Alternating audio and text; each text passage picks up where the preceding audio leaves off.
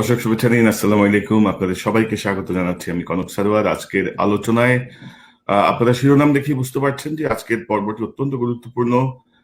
একটু দীর্ঘ হলেও আমি আপনাদেরকে অনুরোধ করব পুরো পর্বটি দেখার জন্য, কারণ আজকে 25শে ফেব্রুয়ারির আমাদের বিডিআর বিদ্রোহের নামে প্রায় 57 জন সেনা কর্মকর্তা সহ 74 জনকে হত্যা করার 12 বছর পূর্তি। আমরা যদি বলি এই 12 বছরে এই হত্যাকাণ্ডের বিচার তো হয়নি, সুষ্ঠু তদন্তও হয়নি।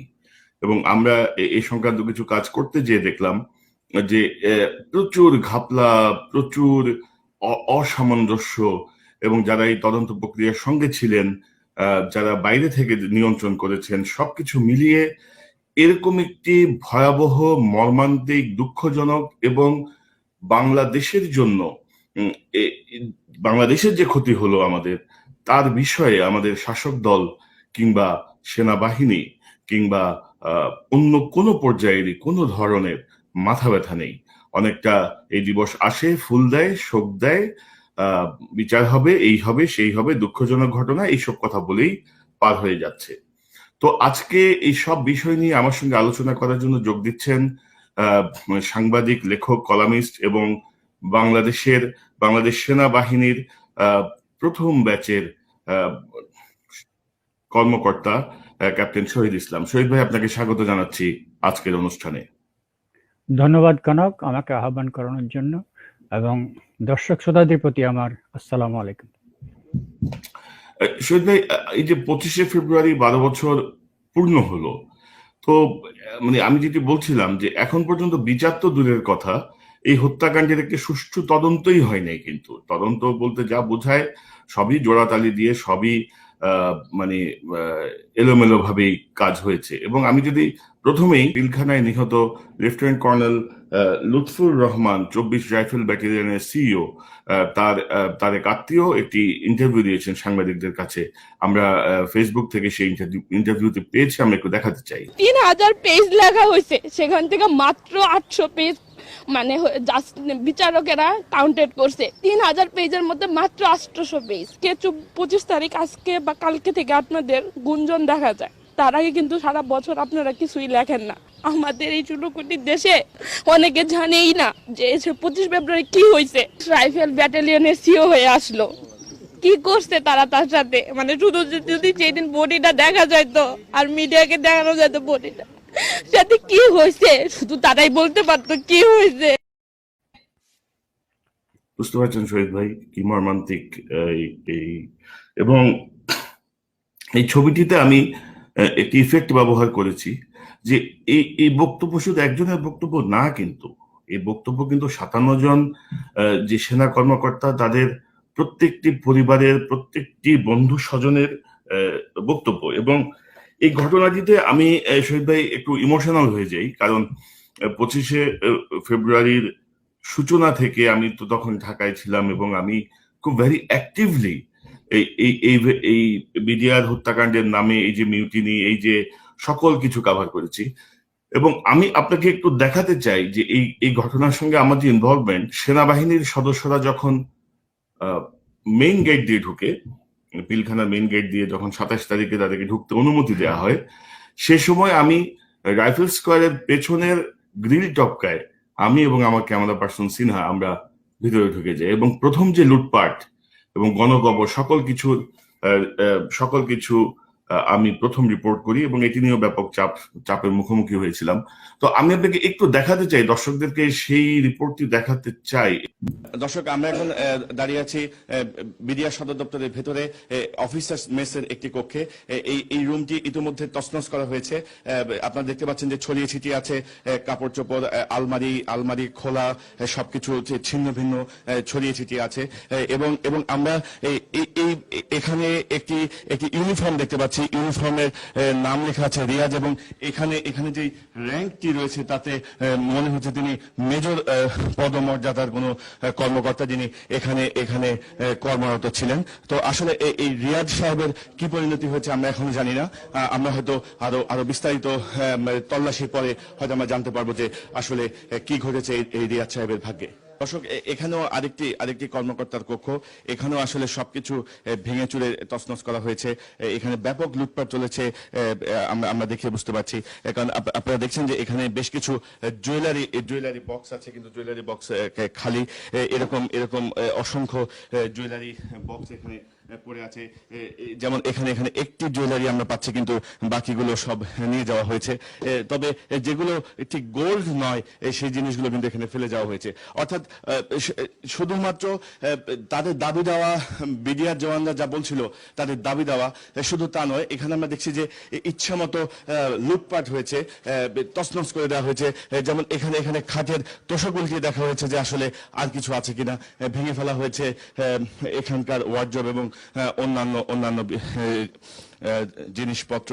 এবং এখানে আমরা দেখছি, আমরা অবশ্য ওনার নাম জানি না, যে ছবি আমরা দেখছি যা দেখছি তাতে মনে হচ্ছে যে খুব সদ্য বিবাহিত ছিলেন এই অফিসার।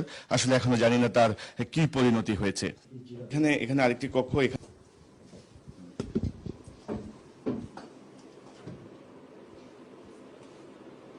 দর্শক, আমাদের এখানে একটি ইউনিফর্ম ঝুলানো আছে। আমরা দেখতে পাচ্ছি যে ওনার নাম হচ্ছেন লেফটেন্যান্ট কর্নেল মোহাম্মদ বদরুল হুদা। তার ইউনিফর্মটি আমরা এখানে দেখছি, তার রুমটি তছনছ করা হয়েছে। এবং রুমের আরেকটি পাশে আমরা এখানে দেখছি যে প্রেসিডেন্টস মেডেল তিনি পেয়েছিলেন সাহসিকতার জন্য। এই বিডিআর সপ্তাহে আসলে তাকে এই পদকটি পরিয়ে দিয়েছিলেন, কিন্তু তার পরদিনই আসলে কি হয়েছে এখন আমরা নিশ্চিত করে বলতে পারছি না।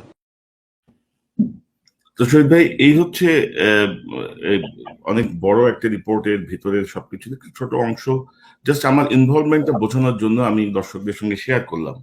এবং আপনি বিডিআর পিলখানার এই হত্যাকাণ্ড নিয়ে অনেক লেখা লিখেছেন, আপনার আর্টিকেল আছে, এবং আমি যতটুকু জানি আপনি যে গ্রন্থের কাজও করছেন, যে কোনো সময় হয়তো আমরা সহসা একটি বই পাবো এই হত্যাকাণ্ড নিয়ে। তো আমি আপনার কাছে জানতে চাই, যেমন এই হত্যা মামলায় 6046 জনকে আসামি করা হয়েছিল, এবং তার মধ্যে হত্যা মামলায় 850 জন এবং বিস্ফোরক মামলায় 787 জনকে। তো আপনার কি মনে হয় এই যে হত্যাকাণ্ড, খুব সংক্ষেপে একটু জানতে চাই আপনার পর্যবেক্ষণটা, তারপর আমরা অন্য প্রসঙ্গে যাবো। এই যে প্রেক্ষাপটটা কি, কেন এটা হলো? প্রেক্ষাপটটা হলো, এটা একটু পিছনের দিকে তাকাতে হবে। বিডিআর আসলে বাংলাদেশে এমন একটা ফোর্স যে পৃথিবীর বিভিন্ন দেশে সীমান্তরক্ষী যেসব বাহিনী আছে তার মধ্যে এই বাংলাদেশ রাইফেল যেটা ছিল, বা এটা যখন বিজিবি যেটা এখন, এটা হলো বলা যায় শ্রেষ্ঠতম পর্যায়ের একটা বাহিনী।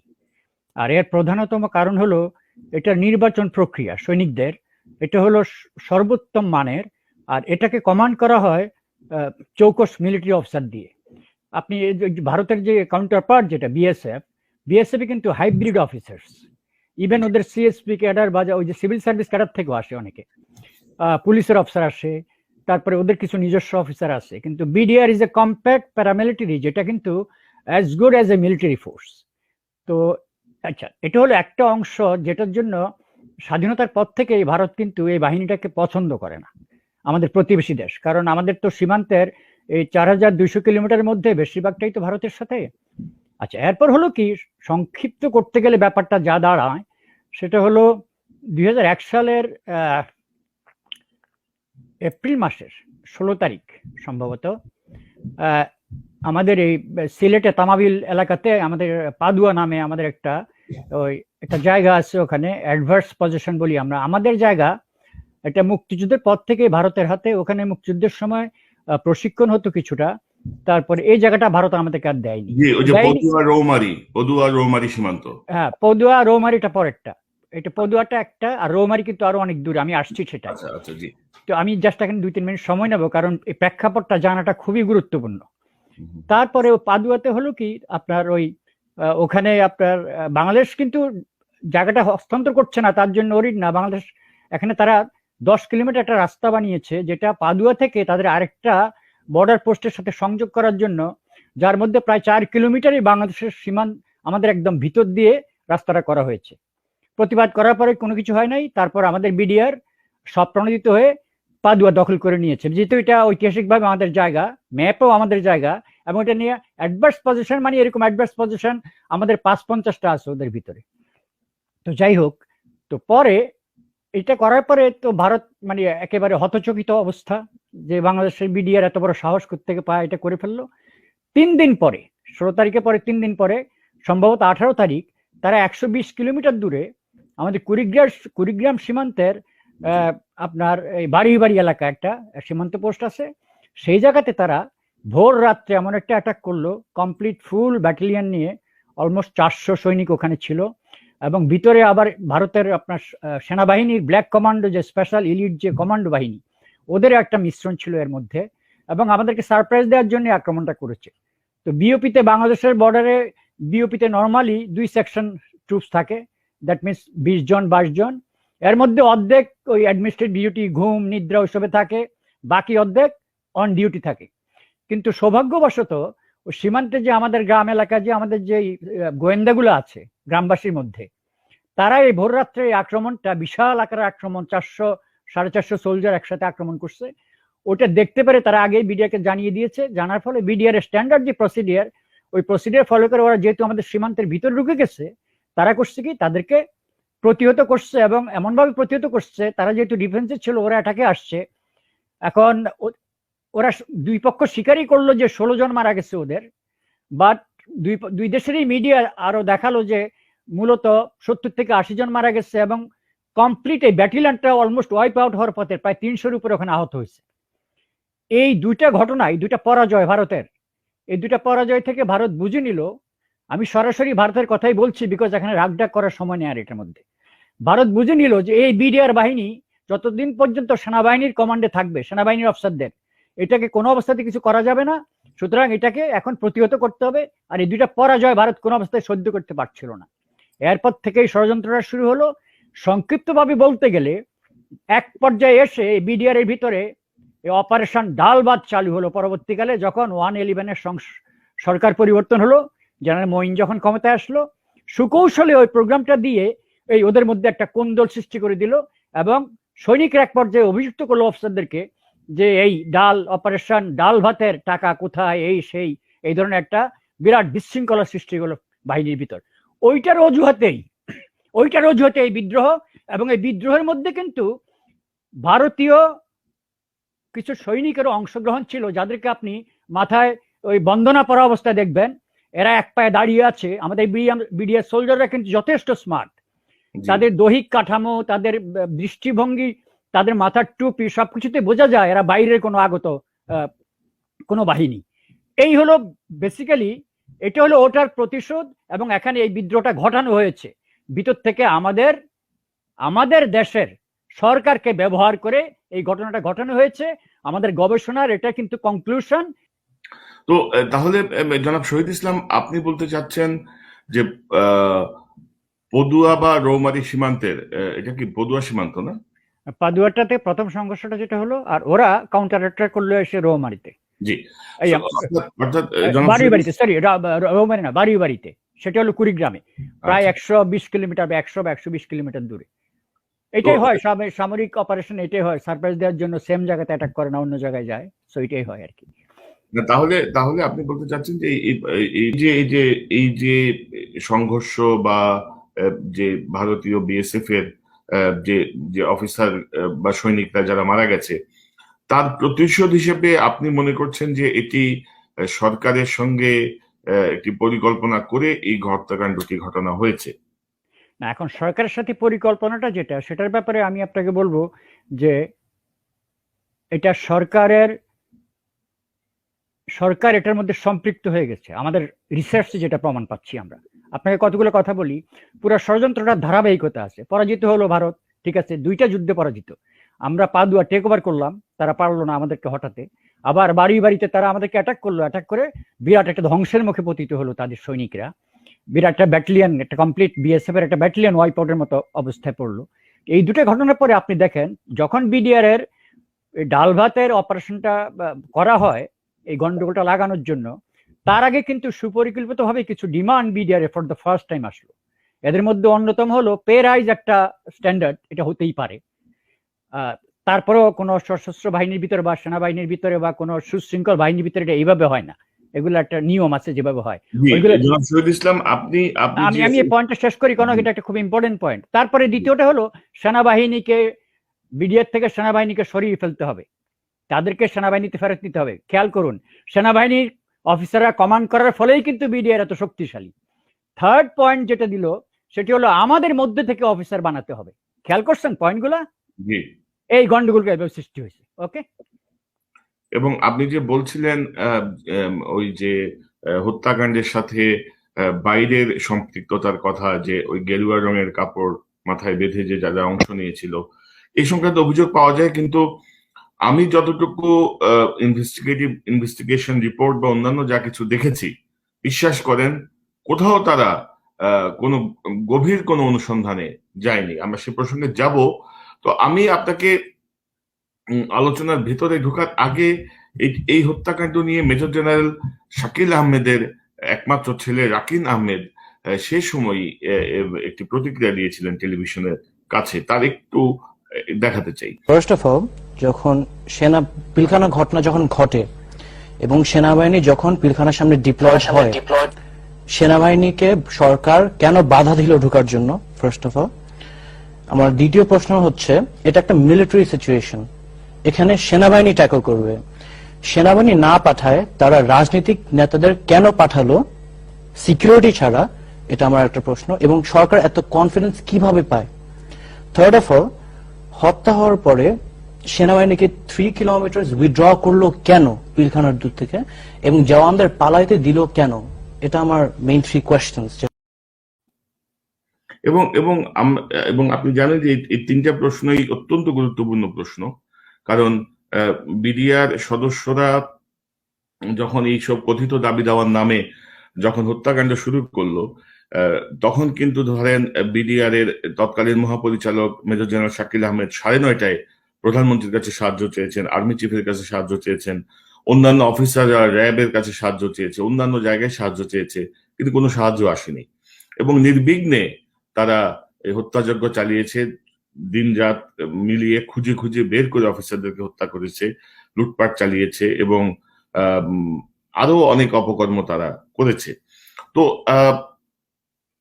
এই বিষয়টা আপনি কি মনে করেন? এই যে ব্যর্থতা, এই যে রাজনৈতিক নেতারা সেখানে চলে গেল, রাকিন আহমেদ যদি বলছেন, খুব সংক্ষেপে আপনি যদি একটু বলেন। দেখুন, বিদ্রোহ এটা কোনো নতুন কিছু নয় পৃথিবীর ইতিহাসে। প্রত্যেকটা বিদ্রোহ কিভাবে দমন করা হয়েছে, প্রত্যেকটা বিদ্রোহ দমন একটা স্ট্যান্ডার্ড প্রসিডিউর আছে। বিদ্রোহ হয় কি, দুই রকমের বিদ্রোহ হয়। একটা বিদ্রোহ হলো it is a prelude to revolution, বিপ্লবের একটা পূর্ব অংশ।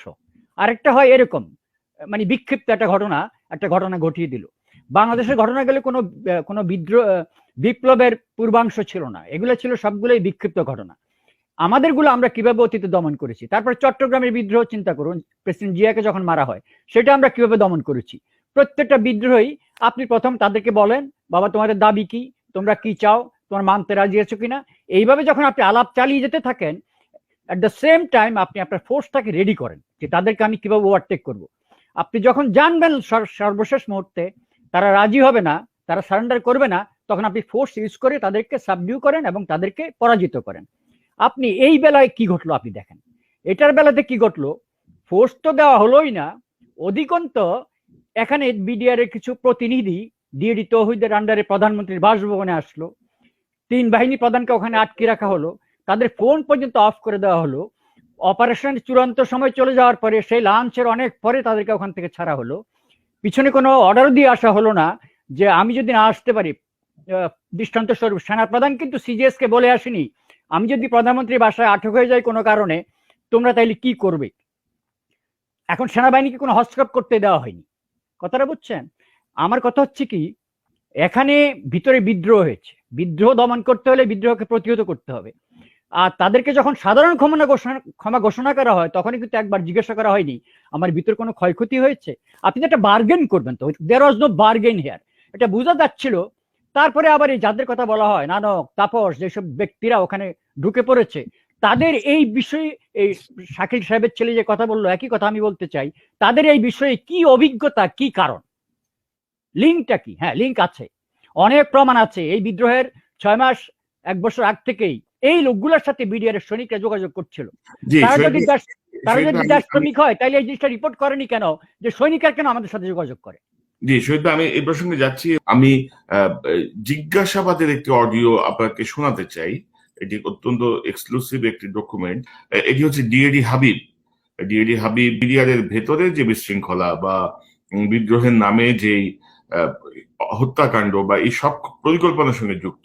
এত নিরীহ লোক মারা আছে তো, এই জন্য আমার ওই লাগছে। আমার কাছে যারা এই কেসের হোতা তাদের আমার কাছে রেকর্ড আছে, কি মোবাইল রেকর্ড আমার বাসা আছে,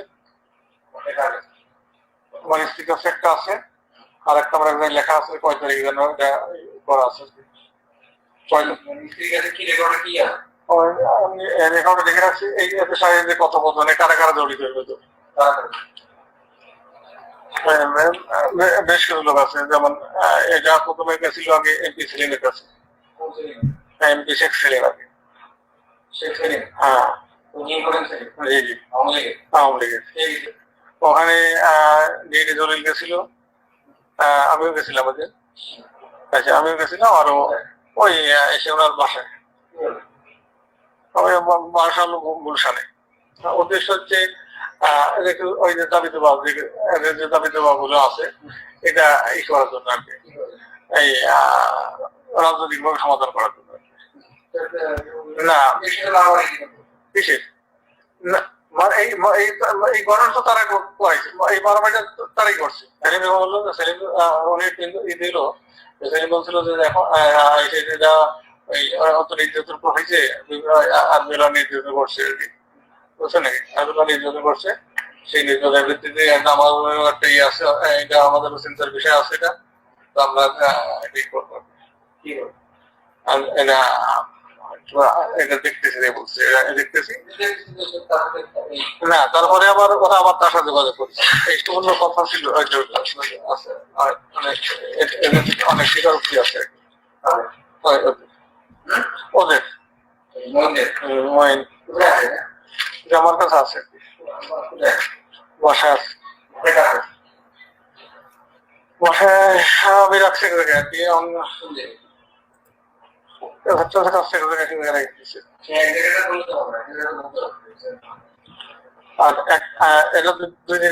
আরেকদিন হচ্ছে ডিএডি জলির সঙ্গে, ডিএডি জলিল গেছিল, সে ডিএডি জলির সঙ্গে রেকর্ড হয়, সেটা ডেটটা লেখা আছে আর কি, কয় তারিখ রেকর্ড করছিলাম ওইটা আমি ওইটাই লিখে। কিন্তু ওই রেকর্ডটা ওই আমার মোবাইলে আছে আর কি। হ্যাঁ, মোবাইলটা কিন্তু মোবাইলটা হারাই গেছে, মোবাইলটা হারাই গেছে মানে ওই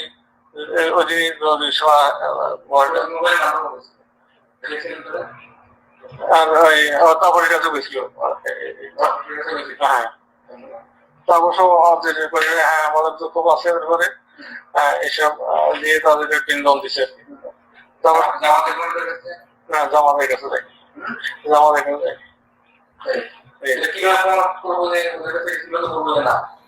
হ্যাঁ, এখন এদেরকে এই যে শনিগুলো ধরে দিতে হবে, এই যারা যারা এটা আছে অনেক শনিকার ইয়ে আছে এর ভিতরে, যেমন মাইন, তারপরে অনেক বেশ কয়েকটা আছে। আমি যেমন একটা মাসুদ আছে, সেটা মাসুদ, তারপর আরো অনেকগুলো নাম জানি না আমি দেখি। নতুন সৈনিক এগুলো ম্যাক্সিমাম নতুন পেপার বলতে হয় না, ওটা আলাদা মানে। আমরা বলছি যে নিয়মতান্ত্রিক ভাবে দরবারে আরো দুটো তুলে ধরো, আজকে না হোক কালকে হবে, কালকে না হোক পরশু হবে। ওই তোমাদের মিশন রেশন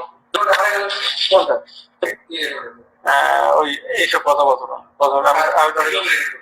আমি মোবাইল দিয়ে আমার ক্যাসেট উঠিয়ে আমি রেকর্ড করে রাখছি, ক্যাসেট উঠিয়ে রেকর্ড করেছি, মোবাইল থেকে আমার ক্যাসেট উঠিয়ে রেকর্ড করেছি।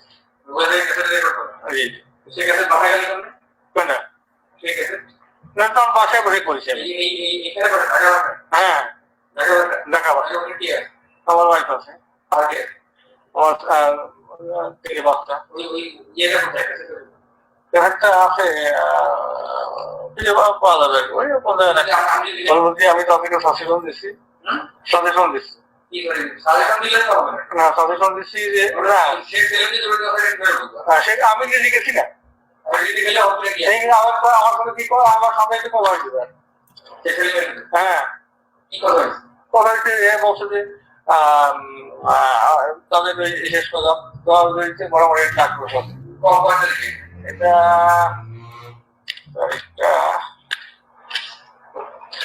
তাকে মনে করে বার করে দেবে কোন সেটা আমার এই খেয়াল নেই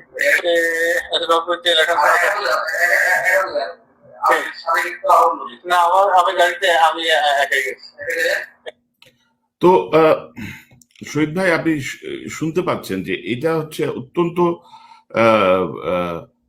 শক্তিশালী একটা তথ্য যে শেখ সেলিম এবং ফজলিনুর তাপস দুইজনের সঙ্গে তাদের মিটিং হয়েছে এবং তারা দুজনেই কিন্তু বলেছেন যে সেনাবাহিনীর উপর তাদের ক্ষোভ আছে এবং তারা কিন্তু মানে সেনাবাহিনীর উপর তাদের ক্ষোভ আছে, তারাও বিষয়টা নিয়ে চিন্তা করছেন, কিছু বিষয় আছে। পাশাপাশি আমি যদি আপনাকে বলি যে এই সিপাহী মোহাম্মদ আশরাফুল, এই যে ব্যক্তি আপনার এই গোপন রিপোর্টে আমি যদি একটু দেখাই আপনাকে, সে আপনার স্বীকার করেছে সে আপনার 25 তারিখ সকালে কর্নেল মুজিব এবং কর্নেল নাফিজকে দরবার হলের সামনে গুলি করে সে হত্যা করেছে এবং পরবর্তীতে সে স্বীকারোক্তি দিয়েছে যে এই ঘটনার সাথে কিভাবে ফজলিনুর তাপস জড়িত। সে অ্যাকচুয়ালি বিভিন্ন গ্রুপে ভাগ হয়ে তো তারা বিভিন্ন জায়গায় গেছে বিভিন্ন রাজনৈতিক নেতাদের সাথে। সেখানে আপনার ফজলিনুর তাপসের সাথে তারা বৈঠকে যোগ দিয়েছিল 22শে ফেব্রুয়ারি 2009 এবং বিডিআর সদস্য তোরাব আলী, লেদার লিটনের বাবা, তার বাসায় বৈঠক হয় এবং সেখানে এই ফজলিনুর তাপস উপস্থিত ছিলেন এবং সেখানে তিনি বলেন যে দাবি দেওয়া পরিকল্পনার কথা মাননীয় সংসদ সদস্যকে জানানো হয়, তিনি আমাদের পরিকল্পনার কথা শুনেন এবং তাতে সম্মতি দেন। তিনি আমাদেরকে বেশি অফিসার না মেরে প্রয়োজনে 2-1 জনকে হত্যা করার সম্মতি দেন। সে বৈঠকে ব্যারিস্টার তাপসের সাথে আরেকজন সংসদ সদস্য মোচওয়ালা, কোকড়ানো চুল, চশমা পরিহিত, ফর্সা রঙের উপস্থিত ছিল।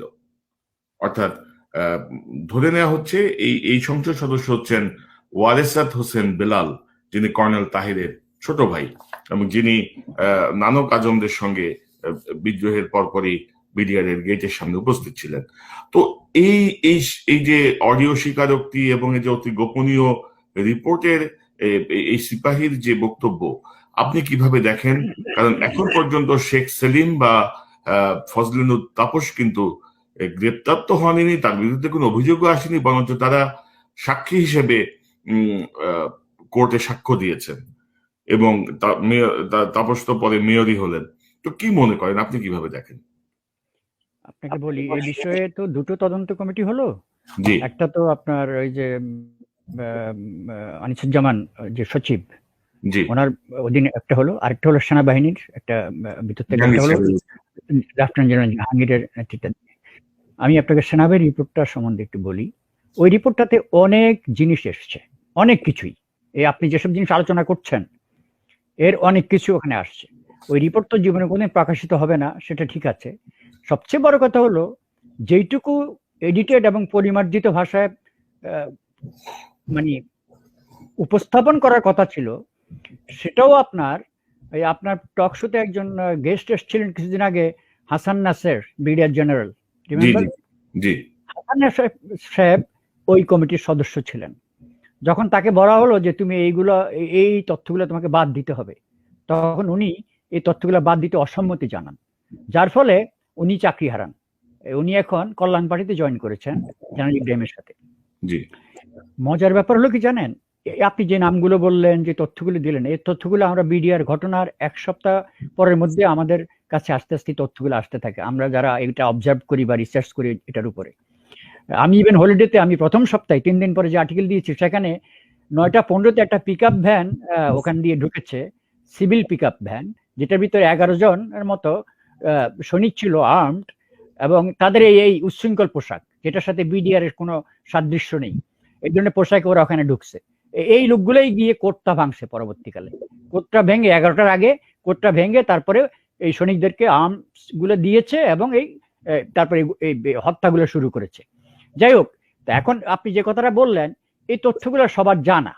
আবার আপনি দেখেন এখন যদি কেউ বলে যে এটা একটা ষড়যন্ত্র করে ওদের নাম দেওয়া হচ্ছে, ঠিক আছে, আমরা না হয় ষড়যন্ত্র করে ওদের নাম বলছি, ওকে, যে যারা স্টেটমেন্ট দিল এই যে ডিএডি হাবিব থেকে আরম্ভ করে যারা, তাদের সেই রেকর্ড গুলোতে এগুলো আছে, তারা এই নামগুলো স্পেসিফিক্যালি বলছে। আমাকে একটু শেষ করতে দেন কনক, আপনি আবার তারপরে খেয়াল করেন সংসদটা যখন বসলো, সরকার যখন ক্ষমতায় আসলো, সংসদে দাঁড়িয়ে এই এমপি গুলা, এই নানক, তাপস, সেলিম উচ্চ কণ্ঠে আওয়াজ করছে, সেনাবাহিনীর বিরুদ্ধে প্রতিশোধ নেওয়ার হুঙ্কার দিচ্ছে সংসদে। জিনিসগুলোকে মেলে না? তাহলে এত কারসাজি করার কারণ কি? প্রথমত আপনি ইন্টারভেনশন করতে দেন নাই, দ্বিতীয়ত আপনার এই কর্মা লোকগুলা, এই মাস্তান মাফিয়াগুলা জড়িত ছিল বিডিআর হত্যাকাণ্ডের সাথে, তৃতীয়ত এটার সাথে বাহ্যিক একটা সংযোগ ছিল। আপনাকে বলি সোহেল তাজ কেন ঘুরে বেড়ায় বিশ্বময়? সোহেল তাজ কেন দেশে নেই? উপ স্বরাষ্ট্রমন্ত্রী, তাই না? এই উপ স্বরাষ্ট্রমন্ত্রী সাহেব সিলেটে 19 জন বিদেশি এসে বিডিআর ইউনিফর্ম বানিয়ে সেগুলো টেস্ট করে ওখান থেকে ওরা ফ্লাই করেছিল একটা হেলিকপ্টারে ঢাকায়। সেই হেলিকপ্টারের পাইলট ছিলেন লেফটেন্যান্ট কর্নেল শহীদ নামে আমাদের সেনাবাহিনীর একজন অফিসার, এয়ার রেজিমেন্টের। পরবর্তীকালে সেই শহীদ সাহেবকে এয়ার ক্র্যাশ করে মেরে ফেলা হয় যমুনা ওই মাল্টিপারপাস ব্রিজের ওখানে। আপনাকে বলি এই সোহেল তাজ সাহেব এই ঘটনার সাথে সায় দিতে ব্যর্থ হয়েছেন বলেই আজকে সে পলাতক বলতে গেলে। বাংলাদেশে যায় মাঝে মাঝে, গিয়ে আবার চলে আসে, একটা ফেরারির মতো সে ঘুরতেছে ওই ঘটনার সাথে। এই যে কোলাবোরেশন, বিডিআর তো স্বরাষ্ট্র মন্ত্রণালয়ের আন্ডারে, তাকে এই ঘটনা ধামা চাপা দেওয়ার ব্যাপারে চাপ দেওয়া হচ্ছিল, তারপর সে মন্ত্রিত্ব ছেড়ে দিয়ে চলে আসছে। একটা দুটো এভিডেন্স তো না।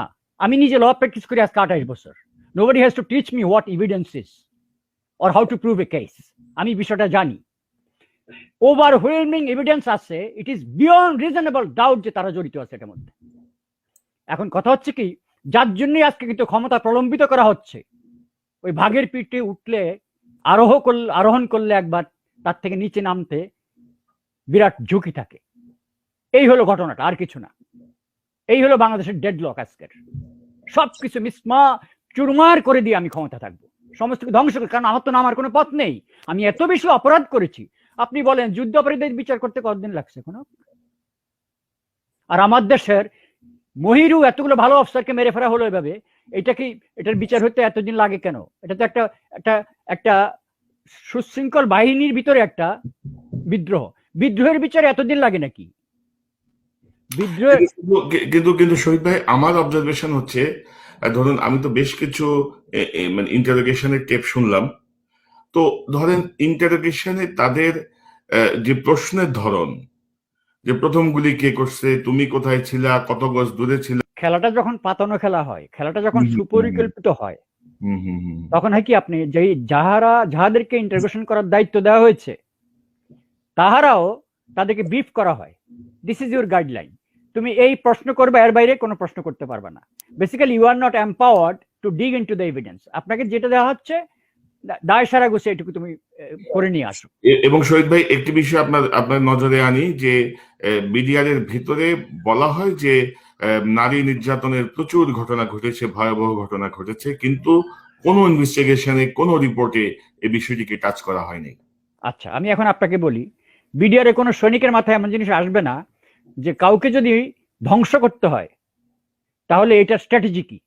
এটা কিন্তু অনেক উচ্চ লেভেলের খেলা, অনেক বড় স্ট্র্যাটেজিস্ট পরিকল্পনাবিদ জানবে কিভাবে তুমি শুধু সামরিকভাবে তাদের পরাস্ত করবে না, তাদেরকে শুধু হত্যা করবে না, তাদের স্ত্রীদেরকে কিভাবে তুমি ধর্ষণ করবে, তাদের সন্তানদেরকে কিভাবে ধর্ষণ করবে, মানে মানসিক এমন একটা বিভীষিকা এবং অস্বস্তি সৃষ্টি করবে যাতে করে 100 বৎসরে যেন ওরা আর ঘুরে দাঁড়াতে না পারে। এই যে গণহত্যাগুলো হয় কেন এভাবে হয়? পরিকল্পিত হয়। পাকিস্তান আর্মি কেন আমাদেরকে এভাবে পড়ালো? আমাদের সবকিছু ধর্ষণ কেন করলো? ধর্ষণ কেন প্রতিটা গণহত্যারই অংশ? এগুলো আপনাকে হিসাব করতে হবে। বিডিআর এর সৈনিকের মাথায় এত স্ট্র্যাটেজিক ব্রেন আসে না এগুলো করবে।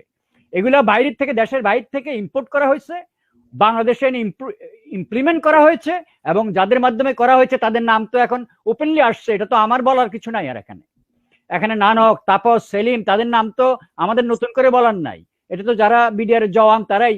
আমার কথা হচ্ছে রাজনৈতিক নেতাদের সাথে বিডিআর এর সৈনিকদের কি সম্পর্ক? কিসের মিটিং হয় এগুলা? কিসের মিটিং হয়? What is your relationship with our troops? না তো তো শহীদ ভাই, এখানে আমার একটা প্রশ্ন আছে যে ধরেন যারা হত্যাকাণ্ডের শিকার তারা তো আর ঢাকা বিশ্ববিদ্যালয়ের ছাত্র না, অথবা ওই যে কওমি মাদ্রাসার অসহায় এতিম ছাত্র না। তো যাদেরকে হত্যা করা হয়েছে তারা হচ্ছে সেনাবাহিনীর উচ্চপদস্থ কর্মকর্তা, 57 জন উচ্চপদস্থ কর্মকর্তা। তো তাদেরকে হত্যা করার পরে তাদেরই যারা মানে জুনিয়র বা তাদের সঙ্গে যারা কাজ করেছেন সেই সেনাবাহিনীর কর্মকর্তারা তদন্তে যে এরকম বিশ্বাসঘাতকতা কিভাবে করতে পারলো? বা বা বা সেনাবাহিনীর কোনো কার্যকর কোনো প্রতিক্রিয়া যে অন্তত এটা সুষ্ঠু বিচার হতে হবে, এটা 12 বছর ধরে ঝুলে থাকার মতো কোনো বিষয় না, যেটি আপনি বলছিলেন যে বিদ্রোহের বিচার এভাবে হয় না। তো এর কারণ কি মনে করেন আপনি? কেন এতটা অসহায় অবস্থায় পড়লো সেনাবাহিনীর মতো একটি প্রতিষ্ঠান? আপনাকে একটা প্রশ্ন করি, কাউন্টার প্রশ্ন। সাগর রুনির বিচার হচ্ছে না কেন? কতবার 78 বার বোধ হয় জি, ট্রায়াল। সময় পিছিয়ে। কোন হত্যা যখন সুপরিকল্পিত হয়, আপনি জানেন যে আমরা জড়িত বা অথবা থলের বিড়াল বেরিয়ে যাবে, তখন এগুলা আর আগায় না। এই বিডিআর হত্যাকাণ্ডের পরপরই এই যে সেনাকুঞ্জে যে আপনার দরবার হলো প্রধানমন্ত্রীর সাথে, সেই ঘটনায় অফিসাররা প্রতিবাদ করলো। আপনি তো এইসব রেকর্ডগুলো শুনছেন, সবাই জানে জাতি। ওইটা থেকে শুরু করে সবাইকে একটা একটা করে বের করে দেওয়া শুরু করলো সেনাবাহিনীর থেকে। ওকে, তারপরে আপনি দেখেন এই যে প্যারা কমান্ডো ইউনিট যারা আসছিল প্রথম ভাগেই এখানে ইন্টারভেনশন করার জন্য, ওই পুরো ব্যাটালিয়নটাকে আপনার এমন ভাবে, ইভেন তাপসের গাড়িতে নাকি প্যারা কমান্ডো ইউনিটের 5 জন ক্যাপ্টেন সাহেব নাকি গ্রেনেড মারছে, একটা ঘটনা হয়েছে, আপনি জানেন। আমার কথা হচ্ছে কি, প্যারা কমান্ডো এমন গাধা না কারো গাড়িতে একটা গ্রেনেড মারবে আর উনি সুন্দর মতো গাড়ির একটা গ্লাসও ভাঙবে না, উনি বেঁচে আসবে। এত গাধা প্যারা কমান্ডো তো আমরা বাংলাদেশে বানাই না। কথা বুঝছেন? আমাদের সেনাবাহিনীর স্ট্যান্ডার্ড এত লো না। কিন্তু ওই অফিসারদেরকে এখানে ফাঁসানোর জন্য এই ঘটনা ঘটানো হয়েছে। এবং এটার জন্য সেনাবাহিনীর ভিতরে সেই সময় যখন তাদেরকে চাকরি থেকে বের করে দেওয়া হয়, সেই সময় যে কি ধরনের বিতর্ক হয়েছে, শুধু একটা জেনারেল একটু স্ট্যান্ড নিছিল যে আমি এটা বিশ্বাস করি না যে তারা এখানে অপারেশনে জড়িত ছিল। এবং উনিও পরে ভিক্টিমাইজ এমন ভাবে হয়েছে যে মানে মারাত্মকভাবে ভিক্টিমাইজ হয়েছে। এখন হচ্ছে কি, শুধু আমি একটু বলি যে ওই প্যারা কমান্ডো ইউনিটের 5 জন হচ্ছেন major Helal, captain Rajib, captain Fuad, captain Subail এবং ক্যাপ্টেন রেজা। তারা এই 5 জনই 5 বছর করে কারাদণ্ড ভোগ করেছেন, মানে ভয়ঙ্কর নির্যাতনের শিকার হয়েছেন তাদের বিচারের মুখোমুখি করার জন্য, তাদেরকে কনফেস করানোর জন্য। তো আমি এই ঘুরে ফিরে যে প্রশ্নটাতে আসছি যে ফেলো অফিসাররা কিভাবে এটা সহ্য করছে? এরা তো আর অসহায় মাদ্রাসা ছাত্র না যে হেফাজতের দমনের নামে আপনি গুলি করে মেরে ফেলবেন। এরা তো আর মানে সাধারণ কেউ না, এরা তো একটা বাহিনী। সেই বাহিনী কিভাবে তাদের ফেলো অফিসারদের এরকম পরিণতি মেনে নিচ্ছে একটার পর একটা? বা তারা কেন? জি, সেনাবাহিনীর অফিসাররা আরো বেশি অসহায়। আপনি যেটা বললেন, ওরা তো হেফাজতের মাদ্রাসা স্টুডেন্টও না অথবা কলেজের শিক্ষার্থী না যারা মার খেয়েছে। সেনাবাহিনীর অফিসার আরো বেশি অসহায়। সেনাবাহিনীর অফিসার বলেন, সৈনিক বলেন, সেনাবাহিনী হলো খাঁচায় বন্দি একটা বাঘ। এটাকে যখন ছাড়বেন এটা ঝাঁপিয়ে পড়বে, যতক্ষণ আটকিয়ে রাখবেন এটা আটকানো থাকবে। এটা এমন সুশৃঙ্খলতার ভিতরে এটা থাকে, এটার কোনো উচ্চবাচ্য করার কোনো সুযোগ থাকে না। আপনি সেনাবাহিনীতে সামান্যতম কথা ডাইনিং হলে বসে কার সাথে বলছেন, আপনার আরেকজন কলিগের সাথে, সেটাও কিন্তু গোয়েন্দারা ওয়াচ করে। কথা বুঝছেন? আর এখন মজার ব্যাপার হলো, একটা নিয়মতান্ত্রিকভাবে সেই ধরনের ওয়াচগুলো হলো রাষ্ট্রীয় নিরাপত্তার স্বার্থে। আর এখন ওয়াচগুলো হলো আপনি আওয়ামী লীগের বিরুদ্ধে কিছু বলছেন কিনা, হাসিনা আপার বিরুদ্ধে কিছু বলছেন কিনা, মানে এখানে একটা মাফিয়াতন্ত্র, মাফিয়াদের বিরুদ্ধে কিছু বলছেন কিনা। এটা হলো এখনকার ওয়াচ। ওই আপনি বিডিআর ঘটনা পরে কি পরিমাণ গোয়েন্দা বৃত্তি, সেনাবাহিনীকে কিভাবে কন্ট্রোল করা হয়েছে, আপনি যেটা বললেন, প্রতিক্রিয়া হয় নাই কে বলেছে? যথেষ্ট প্রতিক্রিয়া হয়েছে। বাট মজার ব্যাপার হলো কি জানেন, একের পর এক সবাইকে বের করে দিচ্ছে, সবাইকে যাকে পারছে তাকে ধরে বের করে দিচ্ছে। এখন কথা হচ্ছে তারপরে আপনি গুম খুনের ব্যাপার তো আপনি মনে করেন এই এতগুলো অফিসার যে গুম হলো, এতগুলো যে আপনার কি বলে কাউকে যে মেরে ফেললো, অনেক কিছু ঘটে গেল, এগুলো তো কোনো কারণেই ঘটছে। কেউ কেউ আবার কু করতে গেল, অভিযোগ করা হলো, এই সেই। তো জিনিসটা যেটা হচ্ছে, সুপরিকল্পিত কোনো জিনিস যখন হয় সেখানে তদন্ত আগায় না, সেখানে বিচার আগাবে না, সেখানে এটার জন্য যারা যারা যারা যারা সমালোচনা করছে বা এটাকে ত্বরান্বিত করার চেষ্টা করছে তাদের সবাইকে প্রতিহত করার একটা ব্যবস্থা করা হয়। এই একটা ভিসিয়াস সাইকেলের ভিতরে আমরা পড়ে গেছি। এটার থেকে বেরিয়ে আসবো। ওই যে বললেন আপনি, আমি বললাম যে ওরা খাঁচার বাঘ সেনাবাহিনী, যখন গেটটা খুলে দেবে কেউ তখন সেই ছোবলটা মারবে, সেই ছোবলের মাথায় সবাই তখন হন্য হয়ে ঘুরবে যে কি হলো। 15ই আগস্টের ঘটনার সময় সেই উচ্ছৃঙ্খল অফিসার আমরা বলি, তাই না? তবে আমি আপনার সঙ্গে একটু দ্বিমত পোষণ করি। যে বাহিনী নিজেদেরকে রক্ষা করতে পারে না, যে বাহিনীর 57 জন অফিসারকে নির্মমভাবে হত্যা করা হয়, যে বাহিনী এই ঘটনার প্রতিবাদ করতে যে চাকরি হারায়, একের পর এক জেল খাটে, গুম হয়ে যায়, আপনি কিভাবে আশা করেন? আপনি আপনি আপনি সেনাবাহিনীর ফার্স্ট লং কোর্সের অফিসার, আপনার কি মনে হয় না, আপনার কি মনে হয় যে আমি কি আশা করব? ওকে, আমি দুটো জবাব দেবো। আমি বসে থাকবো, একে একে সব ফিনিশ হয়ে যাবে, আমি বসে থাকবো, আমি কোনো মিনিমাম কোনো প্রোটেক্ট করতে পারবো না? আপনার প্রশ্নটা আমি বুঝতে পেরেছি, আমি এটা দুভাবে জবাব দেবো। প্রথম কথা, বাংলাদেশ সেনাবাহিনী যে জবাব দিতে পারে নাই, এর কিন্তু একটা ধনাত্মক দিক আছে। ধনাত্মক দিকটা হলো এতটাই সুশৃঙ্খল আমাদের সেনাবাহিনী যে কমান্ডাররা যেহেতু অনুমতি দেয় নাই, দেশের ডিফেন্স মিনিস্টার ইন্টারভেনশন করার অনুমতি দেয় নাই, দ্যাট ইজ প্রধানমন্ত্রী, সেনা প্রধান অনুমতি দেয় নাই, অর্ডার দেয় নাই, যার জন্য তারা ইন্টারভেনশন করে নাই। তাদের চোখের সামনে তাদের ভাইদেরকে এভাবে হত্যা করা হয়েছে এবং as per normal procedure intervention করার কথা, এটা it's called standing operation procedure, এইটাও ফলো করে নাই তারা। এটা হলো একটা আনসার। সেকেন্ড আনসার হলো সেটা হলো ওই যেটা বললাম যে ইন্টারভেনশন করার যে সুযোগটা ওই সময় তো পারলই না। যাই হোক, হত্যাগুলো হয়ে গেল। পরবর্তীকালে সবাই প্রত্যাশা করছিল যে বিচার হবে, বিচারটা হোক, দেখা যাক কি হয়। এটা হলো একটা অংশ। আরেকটা অংশ ছিল কারা কারা এই ঘটনার সাথে জড়িত, তাদের যে বিচার হবে না, মানে মূল মাস্টার মাইন্ড যারা, তাদের যে বিচার হবে না, এটা কিন্তু সেনাবাহিনী বুঝে গেছে। তাহলে তাদেরকে কি করতে হবে? তাদেরকে পরবর্তী কোনো এক সময়ে, যেমন আপনি রাজনৈতিক হুঙ্কার আসছে, যেমন বিএনপির অনেক নেতা বলছে আমরা যদি কোনো সময় ক্ষমতা আসি, বিডিআর হত্যার পুনঃ তদন্ত এবং পুনঃবিচার হবে। তো তাহলে এটা প্রত্যাশাই করা যায় যে পরবর্তী সরকারটা যেটা আসবে, তারা হয়তো এটা ওই যারা এই সরকারের যারা জড়িত ছিল তাদের বিচারটা করবে। এখন কথা হচ্ছে কি, ওই যে ঘূর্ণাবর্তের কথাটা বললাম আপনাকে, যে আমরা একটা ভিসিয়াস সাইকেলের মধ্যে পড়ে গেছি। এখন সাইকেলটা হলো কিরকম, আপনি কমান্ডটাকে ফেল করে দিচ্ছেন। আপনি যেটা বললেন যে আপনারা কি ধরনের সেনাবাহিনী যারা নিজকে রক্ষা করতে পারেন না, আমি তো রক্ষা করতে পারবো না, আমি সুশৃঙ্খল বাহিনী, আমার কমান্ডকে আপনি ফেল করাই দিচ্ছেন। আমার কমান্ডার তো আমাকে অর্ডার দিচ্ছে না। সুতরাং I have to choice, love it or leave it. আমি হয় সেনাবাহিনীতে চাকরি করবো, নাহলে আমি ছেড়ে চলে আসবো। কারণ আমি সৈনিক হয়ে ইউনিফর্ম পরে আমি তো উচ্ছৃঙ্খল হব না, আমি বিদ্রোহে যাব না। কিন্তু বিদ্রোহ এবং ষড়যন্ত্র যারা করে তারা বাইরের থেকে করছে এই ঘটনাগুলো, বেসামরিক লোকরা করছে, রাজনৈতিক লোকরা করছে। এই রাজনৈতিক লোকরা সমস্ত ষড়যন্ত্র করছে, দেশটাকে শেষ করে দিচ্ছে। সেনাবাহিনী চুপ আছে এখন, কিন্তু এই খাঁচার বাঘ যেদিন বেরোবে তাদের কিন্তু শেষ করে দেওয়া হবে। এদেরকে রাখা হবে না, তো এদেরকে রাখা হবে না বাংলাদেশে। ওরা জানে, এই জন্য ওরা আজকে ক্ষমতা ছাড়তে তাদের ভয়। ওরা জানে তারা আর টিকতে পারবে না বাংলাদেশে। এই দেশের সাথে বেইমানি করেছে, বিশ্বাসঘাতকতা করেছে, ট্রিজন করেছে, ওদেরকে হ্যাং করা হবে। Simple and straightforward. I hereby declare they will be hanged. Nobody can spare them. এটা আজকে হোক, কালকে হোক, 10 দিন পরে হোক, এই কথাগুলো বলতে হবে। এরা এত বড় ইতর, এত বড় বেইমান, এই দেশের সাথে এত বড় গাদ্দারি করেছে, they will not be spared. Okay, আমরা যদি আল্লাহ আমাদের যদি বেঁচে রাখে, অথবা আমাদের পরবর্তী প্রজন্মের প্রতিশোধ নেবে, 100 বছর পরে হলেও নেবে। এদের না হলে এদের উত্তরসূরিদের উপর নেবে। এদের they will not be spared. তারা সরাসরি জড়িত হত্যাকাণ্ডে। আমি আপনাকে এটুকুই বলতে পারি। এটার উপর আমরা 12 বছর ধরে একটানা গবেষণা করছি।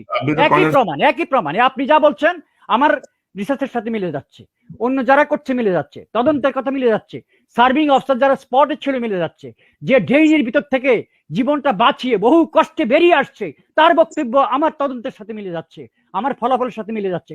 এখানে তো দ্বিমত করার কোনো কারণ নেই, দ্বিমতের কোনো অবকাশও নেই। তারা জড়িত, you are involved, you are culpable. তবে আপনি তো শহীদ ভাই, আপনি তো এটাকে ইনডিফিনিট টাইমের উপর ছেড়ে দিচ্ছেন। মানে আমি জানি না আপনি কেন ছেড়ে দিচ্ছেন। আমি আমি যেটি বলতে চাচ্ছি যে এরকম একটি সুশৃঙ্খল বাহিনী, তাদের উপর এতটা অন্যায় অত্যাচার, এরকম একটি হত্যাকাণ্ডের ফলে যারা প্রতিবাদ করলো তারাও নিগৃহীত হচ্ছে। তো মানে আমি আমি ঠিক বুঝি না আর কি, আমার ঠিক বুঝে আসে না যে, আমি বলছি না যে তারা বিদ্রোহ করুক, আমি বলছি না যে তাদেরকে উচ্ছৃঙ্খল হতে হবে, কিন্তু শৃঙ্খলার মধ্যে থেকেও তো শক্ত প্রতিরোধ তৈরি করা যায়। সেনাবাহিনী তো এটা যায় না। তো আমি আমি একটা সেনাবাহিনী এমন একটা জায়গা, আমি এই যে বসে আছি না এভাবে, আমার চোখও নড়বে না। বাকিংহাম প্যালেসের সামনে গেছেন লন্ডনে? জি, আপনি দেখছেন কটা গার্ড দাঁড়িয়ে আছে ওখানে? হ্যাঁ হ্যাঁ, সেন্ট্রি সব। আপনি 2 ঘন্টা দাঁড়িয়ে থাকবেন, একবার ওদের চোখ পড়ে না। ওকে, এবং এটাই প্রয়োজন একটা দেশকে রক্ষা করার জন্য। আপনার নির্দেশে আমি গুলির সামনে যাব, তাই না? এটাই প্রয়োজন, এটা জেনারেল হোক আর সিপাহী হোক। তবে শহীদ ভাই, আমি যা দেখছি আপনি যা বলছেন সেগুলা হচ্ছে রুলের কথা বলছেন। আমি যা বলছি আমি রুলের কথা আমার ভুল বুঝাবুঝিটা একটু অবসান হওয়া দরকার। আমি আপনাকে বলি, যাহারা এটার পরিকল্পনা করেছে, যাহারা এটা এক্সিকিউট করেছে, বাস্তবায়িত করেছে, এই লোকগুলা কিন্তু আপনি আন্ডার এস্টিমেট করার কোনো কারণ নাই। এইটার পরিকল্পনা আসছে দেশের বাইরে থেকে, দেশীয় যোগসাজশ সেটা সংগঠিত হয়েছে। সুতরাং যারা এই পরিকল্পনা করেছে তাহারা যথেষ্ট মেধাবী বলে আমরা ধরে নেব, তাই না? দেশের বাইরের থেকে উচ্চ মেধা সম্পন্ন। We have to be smarter than them, we have to defeat them squarely and beautifully. তার জন্য সময় লাগবে, ধৈর্য লাগবে। ওরাও তো একদিন এই ঘটনা ঘটে নাই। ওরা তো বিডিআর নিয়ে ওদের মাথা ব্যথা ছিল 40 বছর 45 বছর। 2009 সালে এসে এই ঘটনা ঘটাইছে। তো আমরাও সময় নেব। Okay, will not let them win. আর ভিক্টরিটা এত হারিডলি কোনো ভিক্টরি আনা যায় না। বিজয়টা সময় মতো ফিরিয়ে আনতে হয়। 12 বছর কি আপনার কাছে খুব অল্প সময় মনে হচ্ছে? না, বিচারের জন্য 12 বছর খুব দীর্ঘায়িত সময়, বাট প্রতিশোধ নেওয়ার যদি কথা বলা হয় তাহলে আমি বলবো 12 বছর খুব একটা বেশি সময় না। তবে শহীদ ভাই, আপনি যা বলছেন, আমার কি লাল সালুর একটি সৈয়দ ওয়ালিউল্লাহ লাল সালুর একটি ডায়লগ মনে পড়ছে, যে ধান দিয়া কি হইব মানুষের জানি যদি না থাকে। মানুষের জান তো এমনি থাকে না, থাকে। আমাদের জীবনটা কত বড়, একটা জাতির ইতিহাসে 12 বছর কোনো সময় না। শহীদ ভাই, আপনারা ধৈর্যহীন হবেন না, একটা জাতির ইতিহাসে 12 বছর কোনো সময় না। আমি ধৈর্যহীন হচ্ছি না, আমি শুধু বিষয়টাকে বিশ্লেষণ করার চেষ্টা করছি। সবাই ধৈর্যহীন হচ্ছি, আমিও হচ্ছি। আমি দর্শকদেরকে জানানোর চেষ্টা করছি যারা ইতিহাসের দর্পণে 12 বছর তেমন কোনো বিষয় নয়। না, ও তো ধরেন একে একে যেভাবে অফিসারদেরকে বের করে দেওয়া হচ্ছে, চাকরিচ্যুত হচ্ছে, গুম হচ্ছে, তো বের করা অফিসার গুলো কোথায় যাচ্ছে? আপনি দেখেন না, 12 বছরে নতুন যে ব্যাচটা ঢুকছে এবং পুরান যারা বের হয়ে গেছে, একটা পর্যায়ে এমন একটা গ্রুপ আসবে সেনাবাহিনীতে যারা এই 25 ফেব্রুয়ারির কথা জানেনই না। তারা জানেই না কিছু। আপনি অফিসারদেরকে বের করে দিচ্ছেন, বের করা অফিসাররা বসে নেই, সেনাবাহিনীর অফিসারে বসে থাকে না। এই অল্প বয়সে একটা ছেলেকে, ওখানে তো ক্লাস 1 গ্যাজেট অফিসার, এটা তো মাস্টার ডিগ্রি পাস করাও নিতে পারতো না। কেন ইন্টারমিডিয়েট পাস ছেলেটাকে নেয়? এটা কাঁচা মাটিকে নিয়ে সেখানে এটাকে পোক্ত করা হয়। ওকে, এগুলা বিচ্ছু, এগুলা কোনদিন দমে যাবে না। এটা মরার সময় অ্যাটেনশন হয়েই মরে। সেনাবাহিনী থেকে যাদেরকে বের করে দিচ্ছে, অতীতে যতগুলো অভ্যুত্থান হয়েছে সবগুলোতে রিটায়ার্ড অফিসাররা জড়িত। এই মুহূর্তে রাওয়াকে ভেঙে দেওয়া হচ্ছে বিকজ রিটায়ার্ড অফিসার ওখানে আছে। মেজর সিনার হত্যার পর থেকে রিটায়ার্ড অফিসার ইউনাইটেড হয়েছে, ওটাকে ভেঙে দেওয়া হচ্ছে। এখন সমস্ত ভয় তো রিটায়ার্ড অফিসারদের নিয়েই। বের করে দিলে তো আরো সুবিধা, যত বের করবা তত ভালো, কারণ ওখানে তো ভিতর থেকে কিছু করা যায় না। বের করে দাও, পুরো আর্মি খালি করে দাও, তুমি ডাজন্ট ম্যাটার, ইউ স্টে। তুমি থাকো কতদিন থাকো, বাট আয়নাতে নিজের চেহারাটা দেখো, আজকে তোমার পরিণতি কি অবস্থায় এসে দাঁড়িয়েছে। মিথ্যার পর মিথ্যা। আজকে ঢাকায় খবর করছে আমাদের পররাষ্ট্রমন্ত্রী আমেরিকার সেক্রেটারি অফ স্টেটের সাথে দেখা করছে। এখন ভয়েস অফ আমেরিকা নিউজ করছে না, আমাদের সাথে কোনো দেখা হয় নাই, এখানে টেলিফোনে আমার সাথে কথা হয়েছে। তো তুমি যে টেলিফোনে কথা বলতে হয়, তোমাকে ওয়াশিংটন আসছে হয় কেন? এটা ভার্চুয়ালও কিন্তু হয় নাই, কোনো ছবিও আসে নাই। এর আগে দেখেন ফেসবুক সম্বন্ধে এক মন্ত্রী বললো কি, ফেসবুক বলছে তাদের ওই ভিডিও আল জাজিরার ভিডিওটা সরাই নেবে, এবং তারা আমাদেরকে বলছে এটা তারা সরাই নেবে কোর্টের আদেশ। ফেসবুক বলছে আমরা কোনো কোর্টের আদেশও পাই নাই, আমরা এমন কোনো স্টেটমেন্টও দেই নাই। এর আগে জাতিসংঘ সম্পর্কে মিথ্যা কথা বলা হলো কি, আপনাকে একটা করে দৃষ্টান্ত দিচ্ছি, কতটুকু দেউলিয়া হলে একটা সরকার, কতটুকু দেউলিয়া হলে এই ধরনের সিদ্ধান্ত নেয়। বলা হলো কি, যে ইসরায়েলি যে ইকুইপমেন্ট গুলোর কথা বলা হচ্ছে, অভিযোগ করা হচ্ছে, এটা জাতিসংঘ আমাদের মিশনের জন্য কিনা হচ্ছে, ঠিক 24 ঘন্টার মধ্যে জাতিসংঘ কাউন্টার স্টেটমেন্ট দিয়ে বললো এদের কোনো জিনিস আমরা ব্যবহারও করি না, আমাদের জন্য কিনা হয় নাই। আন্তর্জাতিক সংস্থাগুলোর সাথে চন্ডালি করা শুরু করছে। আর দেশের মানুষের সাথে মিথ্যা কথা তো শেষ নাই। আপনি যদি টিভি খোলেন সকাল থেকে সন্ধ্যা পর্যন্ত একের পর এক মিথ্যা মিথ্যা মিথ্যা মিথ্যা মিথ্যা। এইভাবে কতদিন কনক, এইভাবে কতদিন? তোমার পাপ তোমাকে ঘিরে ধরেছে, সর্বদিক থেকে ঘিরে ধরেছে। বাঙালি হিসেবে আমার পরিচয় দিতে এখন বাংলাদেশি হিসেবে আমার কাছে লজ্জা লাগে। এত নিচু মানের নেতৃত্ব আসবে কেন দেশে? এত নিচু মানের হবে কেন? আল জাজিরার বিতর্কটা যখন চলছে, কনক আমি একটা সেকেন্ড সময় দেন, আল জাজিরার বিতর্কটা যখন দেশটাকে উত্তাল করে ফেলেছিল এবং বিশ্ব মিডিয়াতে যখন সমানভাবে প্রচারিত হচ্ছিল, প্রধানমন্ত্রী অতি কোমল ভাষায়, তার স্বভাব সুলভ ভাষায়, আদর্শ না থাকলে রাজনীতি করে কি লাভ? Can you imagine this? Is it the time এই ধরনের ডায়লগ দেওয়ার? এই মহিলা সেনাকুঞ্জের সমাবেশে বসে বলছিল আপনাদের কাছে ভুল তথ্য আছে। মাননীয় প্রধানমন্ত্রী, তথ্য তো আপনি ওদের কাছ থেকেই পান। আপনার ডিজিএফআই বলেন, এনএসআই বলেন, এসবি বলেন, যত তথ্য আপনার কাছে আসে ওরাই সব ভুল তথ্য দেয়, আপনার তথ্যই ঠিক। আপনি সেই ধরনের রাজনীতিবিদ যে এক হাতেই হত্যা করেন আর এক হাতে খান। ওকে, এটি হলো আপনার স্বভাব। আপনি বলেন আপনাদের কাছে ভুল তথ্য আছে। এইটি হলো difference between politician and the military. এই পলিটিশিয়ান তার চালাকি করে যাবে করে যাবে করে যাবে, মিলিটারি যেদিন ধরবে, ওই 111-এর পরে একবার দেখছেন না সবগুলোকে ধরে কি করছে? মিলিটারি যেদিন ধরবে সেদিন কিন্তু এইবার কিন্তু আর রক্ষা পাবে না। আগে কিন্তু যথেষ্ট সমীহ করা হয়েছে, যথেষ্ট সম্মান দেখানো হয়েছে, এবার কিন্তু করা হবে না। বিকজ আপনারা দেশের সংবিধান, দেশের সার্বভৌমত্ব সবকিছু বিক্রি করছেন, সবকিছু ধ্বংস করছেন। This time you must pay heavy price, that's it. It may happen today, tomorrow, day after tomorrow, we don't care, it will happen, it is just time to happen. এটা ঘটবে ইনশাআল্লাহ। জি ক্যাপ্টেন শহীদ, আমি মেনে নিলাম রাজনৈতিক বিষয় নিয়ে আপনি যা বলছেন, যারা নেতৃত্বে আছে বা তাদের যে অবস্থা, এই সবই ঠিক আছে, সবই আমি মেনে নিচ্ছি। কিন্তু বিষয় হচ্ছে যে সেনাবাহিনীর যারা কর্মকর্তা, যেমন ধরুন আমি আপনাকে একটি বক্তব্য শোনাই। 25 তারিখে যে ঘটনা বিডিআর এর পিলখানায় যেটা হয়েছে, এটা ইররিপেয়ারেবল লস। একটা জিনিস স্মরণ রাখতে হবে যে আমাদেরকে সবাইকে এই সমস্যাটা কিভাবে দূর করে, ইটস এ বিগ ক্রাইসিস, এটা আমাদেরকে রিজলভ করতে হবে। এবং এটা শুধু একলা সেনাবাহিনীর দায়িত্ব না, পুরা দেশবাসীর দায়িত্ব। বাংলাদেশ সেনাবাহিনীর পয়েন্ট প্রত্যেকটা এলাকা থেকে সংগ্রহ করেছি, তাদের কিছু বক্তব্য ছিল এবং ঢাকার আর এলাকার বক্তব্য ছিল। এই পয়েন্টগুলো আমি এনে মাননীয় প্রধানমন্ত্রীর সাথে কথা বলেছি এবং উনি সিদ্ধান্ত দিয়েছেন এবং সবগুলাই পজিটিভ। এখন সবাই মিলে দেশটাকে সঠিক দিকে এগিয়ে নিয়ে যেতে হবে। রিউমার ছড়িয়ে কার ক্ষতি আমরা করছি? তো আমরা যেন একে অপরের বিপক্ষ না হই। এই সেনাবাহিনী আপনাদেরই সেনাবাহিনী, এটা খেয়াল রাখবেন। আপনার সত্য জিনিসটাই তুলে ধরবেন দেশবাসীর কাছে। তো অনেকে এই মঈন উ আহমেদকে অনেকে বলেন যে লোভী শিয়াল, একজন জেনারেল, 57 জন অফিসার মারা গেছে। এরকম পরিস্থিতিতে আপনি তার বক্তব্যটা কিভাবে বিশ্লেষণ করেন? এই যে বক্তব্যটা, এটা সম্ভবত 27-28 তারিখে যখন কিছু কিছু পত্রিকায় লেখালেখি শুরু হয়েছিল বিভিন্ন সোর্সে, যে এটার সঙ্গে শেখ সেলিম জড়িত, তাপস জড়িত, নানক, আজমেরা জড়িত। তো সেটা সেই সময়কার এই বিষয়গুলো ঠেকানোর জন্য মঈন উ আহমেদ এই কথাটি বলছেন। তো উনি তো সরকারের সাথে ডিলে ছিল, উনি তো এটাই বলবেন। উনি তো ডিলে ছিলেন, ওনার ব্যক্তিগত স্বার্থের ডিল। উনি রাষ্ট্রপতি হবেন বাংলাদেশের। তো এখন কথা হচ্ছে, আমরা যখন এই ধরনের জেনারেল প্রডিউস করি যে নিজের ব্যক্তিগত স্বার্থের জন্য দেশের মানচিত্র বিক্রি হয়ে গেল, কিছু আসে যায় না, এখন তো কথাগুলো বলতে হয়। মঈন সাহেব তো আমার খুব ক্লোজ মানুষ, কিন্তু আমাকে বলতে হচ্ছে, বিকজ আমার কাছে দেশটা বড়, কান্ট্রি ফার্স্ট। ওনারা তো এই করে গেছেন, এখনো একই হচ্ছে। আজিজ কি করছে আজিজ দেখছেন না?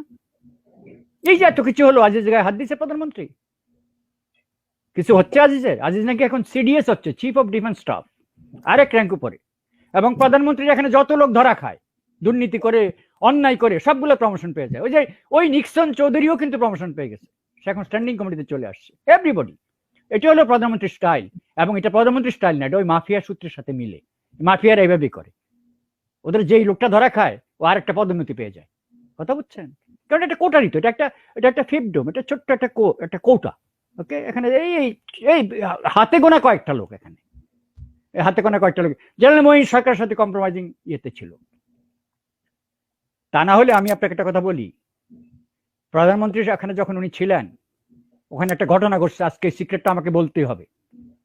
ওখানে একজন প্রাক্তন লেফটেন্যান্ট কর্নেল ছিলেন, বাই কোইন্সিডেন্স অথবা বাই ডিজাইন আমি জানি না, তা না হলে এই সকাল 9:30 বা 10টার সময় তার ওখানে থাকার কথা না। যখন এই 3 বাহিনী প্রধানকে ওখানে বসিয়ে রাখা হলো, দীর্ঘ সময় ওদেরকে অপেক্ষা করানো হলো, তাদেরকে বেরোতে দেওয়া হচ্ছে না। আপনি দেখেন এই 3টা বাহিনী প্রধান যখন ওখানে আটক থাকে, পার্টিকুলারলি সেনাবাহিনী প্রধান যখন আটক থাকে, শুধু সেনাবাহিনী কেন, বিমান বাহিনী তো এখানে ইম্পর্টেন্ট। চট্টগ্রামে বিদ্রোহ হলো, আমরা বিমান বাহিনী ইউজ করছি আমরা, কারণ ওদেরকে ভয় লাগানোর জন্য ফাইটার জেট উড়িয়ে দেওয়া হয়, কত কিছু করা হয়। এখন মজার ব্যাপার হলো কি জানেন, ওই সময়ে তাহারা যখন ওখানে প্রধানমন্ত্রীর ওখানে যখন তারা বসে আছে, হঠাৎ করে প্রধানমন্ত্রী একটা ফোন কল আসছে, এবং ওই ফোন কলটা প্রধানমন্ত্রী তাদের সামনে থেকে উঠে পাশের রুমে গিয়ে কলটা নিচ্ছেন। এবং ওই যে লেফটেন্যান্ট কর্নেল রিটায়ার্ড যিনি ছিলেন, উনি পরবর্তীকালে এই তথ্যটা অনেক অপেক্ষার পরে যখন দেখলেন যে এত লাশ পড়ে গেছে, এত গণহত্যা, রেপ, এত কিছু হয়েছে, আফটার উনি তো ইউনিফর্ম পরা একজন মানুষ, সেনাবাহিনীর লোক, যদিও উনি ওনাদের একান্ত আপন, তখন তিনি এক পর্যায়ে বলে দিয়েছেন এই কথাটা। আমাদের মাননীয় প্রতিরক্ষা মন্ত্রী এবং প্রধানমন্ত্রী পাশের রুমে গিয়ে বলতেছে, তোমরা যা করো তাড়াতাড়ি শেষ করো, আমি এখানে রাখতে পারতেছি না ওদেরকে। দ্যাট মিনস এই 3 বাহিনী প্রধানকে অনেক বেশিক্ষণ আটকায় ফেলছি, আর পারতেছি না।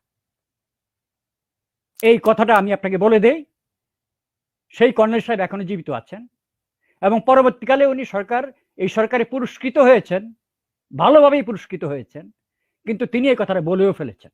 কারণ সেনাবাহিনীতে আমরা যখন চাকরি করি, একসাথে চাকরি করলে অনেক ক্লোজ অফিসার থাকে, মনের মতো অফিসার, সুতরাং তার লয়্যালটিটা দুভাগ হয়ে গেছে। সেনাবাহিনীর প্রতিও একটা লয়্যালটি, যেটার জন্য তার অন্তদহন, যে এইভাবে সরকারের উচ্চ পর্যায়ের যোগসাজশে আমাদের অফিসারগুলো মারা হলো। আর দ্বিতীয়টা যেটা হলো সেটা হলো লয়্যালটি, ওই যে বললাম লয়্যালটি, মঈন সাহেবের লয়্যালটি, ওই অফিসারটার লয়্যালটি, অনেকেরই লয়্যালটি। শহীদ ভাই, আমি এটাকে লয়্যালটি বলতে রাজি না, এটা হচ্ছে লোভ। নিজের ভাইয়ের রক্তের উপর দিয়ে নিজের বেনিফিট খোঁজার চেষ্টা, নিজের ভাইয়ের হত্যাকারীদের সঙ্গে হাত মিলিয়ে, এটা কখনো হতে পারে না আর কি। আপনি কি কারণে এতটা সাবমিসিভ ওয়েতে বলছেন, এতটা মানে রক্ষা করা, মানে তাদেরকে একটু সেফগার্ড দেওয়ার চেষ্টা করছেন, সেটি আমার বোধগম্য না। আমি সেফগার্ড করার কথা বলছি না, আমি বাস্তবতাটা বলছি আপনাকে। যেহেতু আমি দুটো সাইড মুদ্রার, এই পিটবিট দুটোও দেখেছি, আমি যেহেতু সেনাবাহিনীতেও ছিলাম, আর আমি যেহেতু একজন সিভিলিয়ানও, আমি আপনাকে এই জন্য বললাম যে ওখানকার পরিস্থিতিটা যেমন, সেই পরিস্থিতিতে রিয়েক্ট করা বা কোনো কিছু করা, এগুলো অনেক সময় না, সবসময় এটা খুব জটিল বিষয়।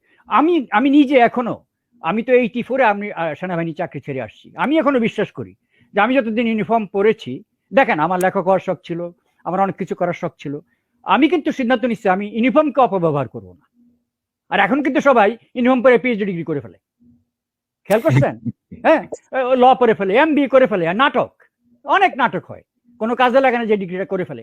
কিন্তু আমি কিন্তু সিদ্ধান্ত নিচ্ছি যে আমি যদি লেখাপড়া করি, আমি যদি বাইরের জীবনে আমি দাঁড় করাতে চাই, আমার লেখালেখির হাত আছে, আমি কিন্তু বাইরে চলে আসবো। আমি ইউনিফর্মটাকে আমি মনে করি যে ওখানকার ইউনিফর্মটা একটা স্টেরিওটাইপ ব্যাপার, এটা আপনাকে ওইভাবেই ধরে রাখতে হবে।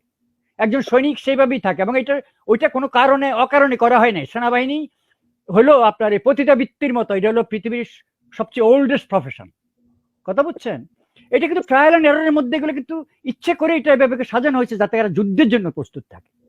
তো সুতরাং ওখানে রাজনৈতিকভাবে কি হলো, ওটা মাথা ঘামানো আপনার দায়িত্ব নয়, সুতরাং আপনি ওইদিকে তাকাবেন না, এটি হলো নিয়ম। বাট আমার কথা হচ্ছে কি, না ঠিক আছে, সেটি নিয়ম, কিন্তু আমার ভাইয়ের রক্তের উপর দাঁড়িয়ে আমি যে সুবিধা নিচ্ছি না, এখানে কিন্তু ভাইয়ের রক্তটাও ইম্পর্টেন্ট না, এখানে যে জিনিসটা আমরা, এবং এই আমি আবার হত্যা শিকার হচ্ছি, এই হত্যাকাণ্ডের প্রতিবাদ করতে যে আমি আবার হত্যা শিকার হচ্ছি, আমি চাকরি হারাচ্ছি, আমি হিউমিলিয়েট হচ্ছি, তো সেটাকে তো ডিসিপ্লিন বলে না। এখানে ভুলটা কোথায় হয়েছে আমি যেটা বললাম আপনাকে, প্রথমত কমান্ড ফেলিয়ার, আমি বললাম যে মঈন সাহেবরা কম্প্রোমাইজ, দেখছেন তো। আরেকটা জিনিস যেটা আছে, সেখানে সেনাবাহিনী গেছে, যাই না যে তা তো না। দেখেন নাটকটা কি সুন্দর সাজানো হয়েছে, স্ক্রিপ্টটা দেখেন নাটকের, সেনাবাহিনী তো গেছিল। হ্যাঁ, প্রধানমন্ত্রীর বক্তব্য আমি কোট করছি, আপনাদের কাছে ভুল তথ্য আছে, সেনাবাহিনী তো গেছিল, ওদেরকে গুলি করা হয়েছে। হেলিকপ্টার গিয়েছিল, হেলিকপ্টারকে গুলি করা হয়েছে। Madam, this is a military operation, helicopter 10টা পড়ে যাবে, সেনাবাহিনীর 100 জন লাশ পড়বে, আমরা ওদেরকে ওভার পাওয়ার করবো, তারপরেই তো বিদ্রোহ দমন হবে। আমার 750টা অফিসারটা মরতো না। আর দ্বিতীয় লেসনটা থাকতো, ভবিষ্যতে কোনদিন এই ধরনের বিদ্রোহ আর বাংলাদেশে হতো না। এবং এবং এই প্রসঙ্গে আমি একটা বক্তব্য দেখাতে চাই, আপনি যদি একটু দেখেন। কনক, তার আগে আমি একটা সেকেন্ড একটা জিনিস,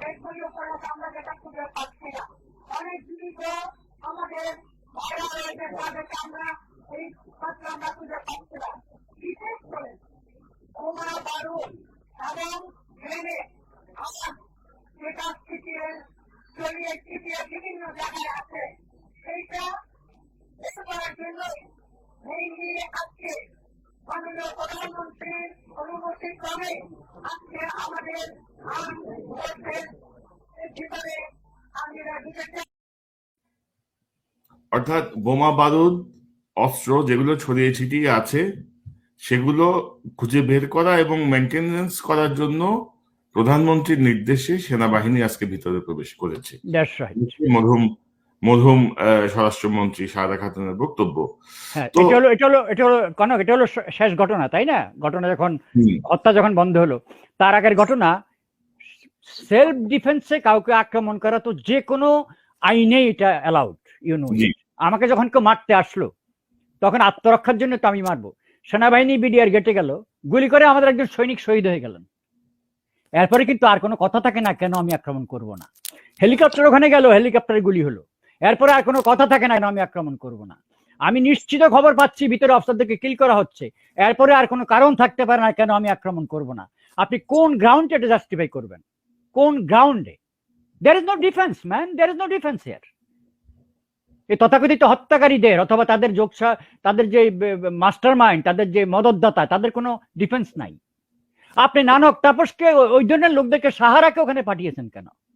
বিদ্রোহ দমনের জন্য কি সাহারাই বাংলাদেশ উপযুক্ত ব্যক্তি? ইতিহাসে কোথাও কি এরকম পাঠানো হয় কোনো মহিলাকে যে বিদ্রোহ দমন করতে যান আপনি ওখানে? বিডিআররা তো ওদেরকে গুলি করলো না, আমার এতগুলো অফিসারকে মেরে ফেললো। কই নানক তাপস, ওই এমপি সাহারা, যারা যারা রাজনৈতিক, কই তাদেরকে তো কিছুই বললো না। এবং এবং এবং শহীদ ভাই, আপনি যদি দেখেন আমার কাছে ওই সময় একটা ছবি আছে, আপনি দেখেন যে সেনার অফিসার নানক আর তাপসকে ব্রিফ করতেছে, সিচুয়েশন ম্যাপ দেখাচ্ছে হয়তো আলোচনার জন্য। তো এই পরিস্থিতিটা বোঝানোর জন্য নানক আর আজম এই সিচুয়েশনের বোঝে কি না, নানক আর আজমকে ম্যাপ দেখাচ্ছে। আমার যতটুকু ছবিটা দেখে বোঝা গেল, বোধহয় 46 ব্রিগেড কমান্ডার ব্রিগেডিয়ার জেনারেল হাকিম, আমার মনে হয়, অথবা ও কি 46 ব্রিগেডে ছিল বা কোথাও ছিল মনে হচ্ছে ফেসটা দেখে, আমি তো বহু বছরের গ্যাপ। হাকিম তো এখন নানক তাপসকে ম্যাপ দিয়ে বুঝাচ্ছে আমরা এই অপারেশনে যাচ্ছি। এটা অপারেশনের আগের ম্যাপ, তাই না? যে আমরা যাবো এই পরিস্থিতির ম্যাপ, এই তো? জি। Nanak Tapas is the boss, তাদেরকে বুঝাতে হবে আমি কি অপারেশন করতে যাচ্ছি। That's how you run your country. Okay, that's why you are suffering today. What the hell Nanak Tapas understands about military operation? What the hell they understand? তাহলে তোমরা NDC তে আর স্টাফ করে যাচ্ছ কেন? তো এখন তো মুখ খারাপ করতে হয়, ওকে? মুখ খারাপ করতে, তারপর এইসব প্রশ্ন করা হলে তারা তখন বলে হু আর ইউ, তখন আমার বলতে ইচ্ছা করে হু আর ইউ। নাচতে নাচতে নেতা হয়ে গেছো, নাচতে নাচতে দেশ ধ্বংস করে দিচ্ছ। এদের সম্বন্ধে কথা বললে আমার উত্তেজনা আসে, আই ফিল ব্যাড। কথা বুঝছেন? তবে আর ওরা অতটা বুঝেও না, আমি আপনাকে বললাম অতটা বুঝে না। ও কিভাবে এমপি হবে, কিভাবে মন্ত্রী, ওইটুকুই বুঝে। ও আসলে বুঝে না মানচিত্র কি, দেশ কি, ভারত কি ষড়যন্ত্র করে, আমেরিকা কি করে, দেশের ভিতরে কি হচ্ছে, অথবা ভারতের সাথে বন্ধুত্বপূর্ণ সম্পর্কটা কিভাবে মেনটেন করতে হবে, এগুলো কিছু ওরা বুঝে না। তোরে ভাই, আমি বললাম তো, pull out their marksheet, they don't understand. তবে ক্যাপ্টেন শহীদ, এই পর্যন্ত ধরুন মানে তাপস, শেখ সেলিম, নানক, আজম, ওয়ারেসাত হোসেন বেলাল, এদের ব্যাপারে অনেক মানে ভাষা কথা ছিল বা বিভিন্ন জনের কাছ থেকে শুনে কিছু বিষয় এসছিল। তো আমি যে অডিওটি শোনালাম বা আরেকটি অডিও আছে আমি আপনাকে শোনাচ্ছি, তো তাতে বিষয়টি স্পষ্ট। এবং এই যে অতি গোপনীয় যে প্রতিবেদন, এগুলো সবকিছু দেখার পরে আমি যেটি দেখলাম যে এই যে ভারতের প্রসঙ্গ বা অন্যান্য প্রসঙ্গে কেউ যায়নি। এবং আমি স্বরাষ্ট্র মন্ত্রণালয়ের রিপোর্টটা, যেটি আপনি যে রিপোর্টের কথা বলছেন সেটিতে আমরা যাব, তার আগে আমি আপনাকে একটু বলি, একটু জাস্ট টাচ করে যাওয়ার বিষয়টি, যে আমাদের সাবেক একজন বিডিআর সদস্য আমাকে একটি মেসেজ পাঠিয়েছেন, আমি যদি আপনাকে দেখাই। তিনি বলছেন যে হেডকোয়ার্টারে কর্মরত ছিলাম, ঘটনার দিন দরবার হলের সামনে আওয়ামী লীগ নেতা তোলাবালির ছেলে লেদার লিটনকে দেখতে পাই এবং 25 মিনিটের মধ্যে ঘটনার সূত্রপাত। একটি অ্যাশ কালারের গাড়ি ভিতরে প্রবেশ করে, গাড়িতে আনুমানিক 7 জন লোক, বিডিআর এর ইউনিফর্ম পরা ছিল। তারা 6 জন গাড়ি থেকে নেমে ভিতরে প্রবেশ করে। তখন সকল অফিসার এক লাইনে দাঁড়িয়ে ছিল। 6 জন এসএমজি হাতে ঢুকে ফায়ার শুরু করে। আমি কিন্তু জানতাম না, আপনি আমাকে এই জিনিসটা দেখাবেন। আমি আপনাকে বলে দিয়েছিলাম যে 9:15 একটা জি। পিকআপ ভ্যান ঢুকছে, জি, ঢুকেছিল। গাড়ি ঢুকছে। এখন আপনি গাড়ির ব্যাপারে বিতর্ক করতে পারেন যে এটা কি পিকআপ ভ্যান ছিল, ব্ল্যাক কার ছিল, লোক কি 7 জন ছিল না 9 জন ছিল। ফ্যাক্ট ইজ, ওকে,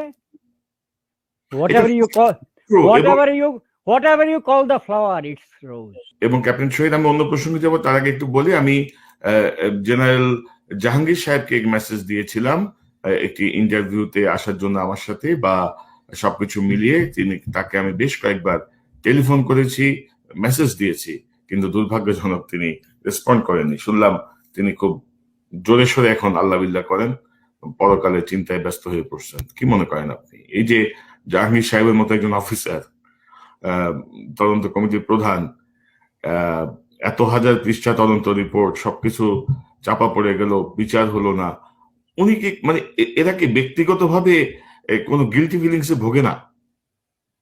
গিলটি ফিলিংসে ভোগে বলেই তো আবাদতে মশগুল থাকতেছে, এখন তওবা করতেছে আল্লাহর কাছে যে আল্লাহ হ্যাভ ফেইলড। কিন্তু আবার একটা জিনিস বলি, জেনারেল জাহাঙ্গীর ব্যক্তিগতভাবে আমি যতটুকু জানি, উনি কিন্তু মানুষটা ভালো মানুষ, নাইস পারসন। হ্যাঁ, একটা ভালো মানুষ। অতটুকু প্যাচ ষড়যন্ত্রতে উনি বুঝেন না ওভাবে, আমি যতটুকু জানি। এবং উনি যেসব আপনার প্রশ্নের জবাব দেয় নাই এভাবে, কিন্তু আমাদের ব্যক্তিগত সার্কেলে আমরা যারা তার সাথে চাকরি করছি বা যাদেরকে চিনে, উনি যেসব সবসময় একটা ওই তার ভিতরে একটা হতাশা কাজ করছে যে এত সুন্দর একটা তদন্ত তারপরেও করার পর এটার কোনো কাজ হলো না আর কি। It did not yield into anything fruitful. এটা ছুঁড়ে ফেলা হয়েছে আর কি রীতিমতো। তো আপনি তদন্ত করাচ্ছেন কেন? তদন্তগুলো হয় কেন বাংলাদেশে? একটা তদন্তের মুখ দেখেন কোনো সময়? যেসব তদন্তের রিপোর্ট বের হয় না সবগুলোতে সরকার জড়িত। বটম লাইন, ড্র এ কনক্লুশন। যেখানে দেখবেন তদন্তের অর্ডার দিয়ে দিচ্ছে তাড়াতাড়ি, এখনই তদন্ত হবে, তারপর এটার কোনো রেজাল্টের মুখ দেখবেন না, এটার মধ্যে সরকার জড়িত এবং এটার মধ্যে একদম সরকারের উচ্চ পর্যায়ের লোকটা জড়িত, মনে রাখবেন। আমরা অন্য প্রসঙ্গে যাই। আমি একটু দেখাতে চাই আপনাকে তদন্ত কমিটি, যেটি স্বরাষ্ট্র মন্ত্রণালয়ের আনিসুজ্জামান সাহেবের নেতৃত্বে একটি তদন্ত কমিটি গঠন হয়েছিল। সেই তদন্ত কমিটিতেও আপনার মূলত তারা যেটি বলেছেন যে এই ঘটনার সঙ্গে হচ্ছে এই যে তাপস, শেখ সেলিম, তারপরে নানক, এদের সংশ্লিষ্টতার কথা বলা হয়েছে এবং তদন্ত কমিটি অত্যন্ত হতাশার সঙ্গে জানিয়েছে যে তারা এই তদন্ত করতে যে কোনো পর্যায় থেকে কোনো ধরনের সহযোগিতা পাননি। আমাদের যারা গোয়েন্দা সংস্থা বা বিভিন্ন বাহিনী আছে, তারা এই স্বরাষ্ট্র মন্ত্রণালয়ের আনিসুজ্জামান সাহেবের এই তদন্ত কমিটিকে কোনো ধরনের সহযোগিতা করেনি এবং এই রিপোর্টটি অত্যন্ত গুরুত্বপূর্ণ। এবং আপনি যদি দেখেন, জনাব শহীদ ইসলাম, এই গোলাগুলির মধ্যে যেভাবে নানক, আজম, ওয়ারিসাত হোসেন বেলাল, তারা যেভাবে সাদা পতাকা একটা নিয়ে নাটকের মতো করে সামনে চলে গেল, ভিতরে চলে গেল, কথা বলল, এবং আমাকে তদন্ত সংশ্লিষ্ট একজন জানিয়েছেন যে তারা ভিতরের যে ফোন কলের যে লিস্টটি তারা উদ্ধার করেছেন, সেই লিস্টে ফেব্রুয়ারির 23 তারিখ থেকে সম্ভবত 27 তারিখ পর্যন্ত নানকের সঙ্গে ডিএডি তৌহিদ সহ বিভিন্ন পর্যায়ে প্রায় 200 বার কথা হয়েছে বিভিন্ন সময়ে, এটি তারা পেয়েছেন। পুরো অপারেশনটা ওরা টেলিফোনের মাধ্যমে গাইড করছে। জি, তো এই যে, কিন্তু তারপরও ধরেন নানক এবং আজমকে বিশ্লেষণ মানে তাদের ব্যাপারে তেমন কোনো অনুসন্ধান হয়নি। তো আমি একটি রেকর্ড শোনাতে চাই যে নানক এবং আজমকে অনেকে মনে করেন যে তারা খুবই কি বলবো মহান কাজ করেছেন বিডিআর, যে ঘটনাটি তারা জীবনের ঝুঁকি নিয়ে ভিতরে গেছেন, সমাধানের চেষ্টা করেছেন, কিন্তু বেসিক্যালি এই দুইজনই কিন্তু ভয়াবহ রকমের কি বলবো কিলার। এবং আমি এখানে একটি রেকর্ড শোনাতে চাই দর্শকদের। এই রেকর্ডটি হচ্ছে শেখ সেলিমের একটি একটি স্বীকারোক্তিমূলক রেকর্ড, এবং এর একটি ভাষা অংশ ইউটিউবে মাঝে মাঝে দেখতে পাওয়া যায়। আমি এটি হচ্ছে অন্য অন্য একটি গ্রুপের কাছে শেখ সেলিম যেই কনফেস করেছেন তার একটি অংশ আমি শহীদ ভাই আপনাকে শোনাতে চাই, আপনার মাধ্যমে দর্শকদের শোনাতে চাই।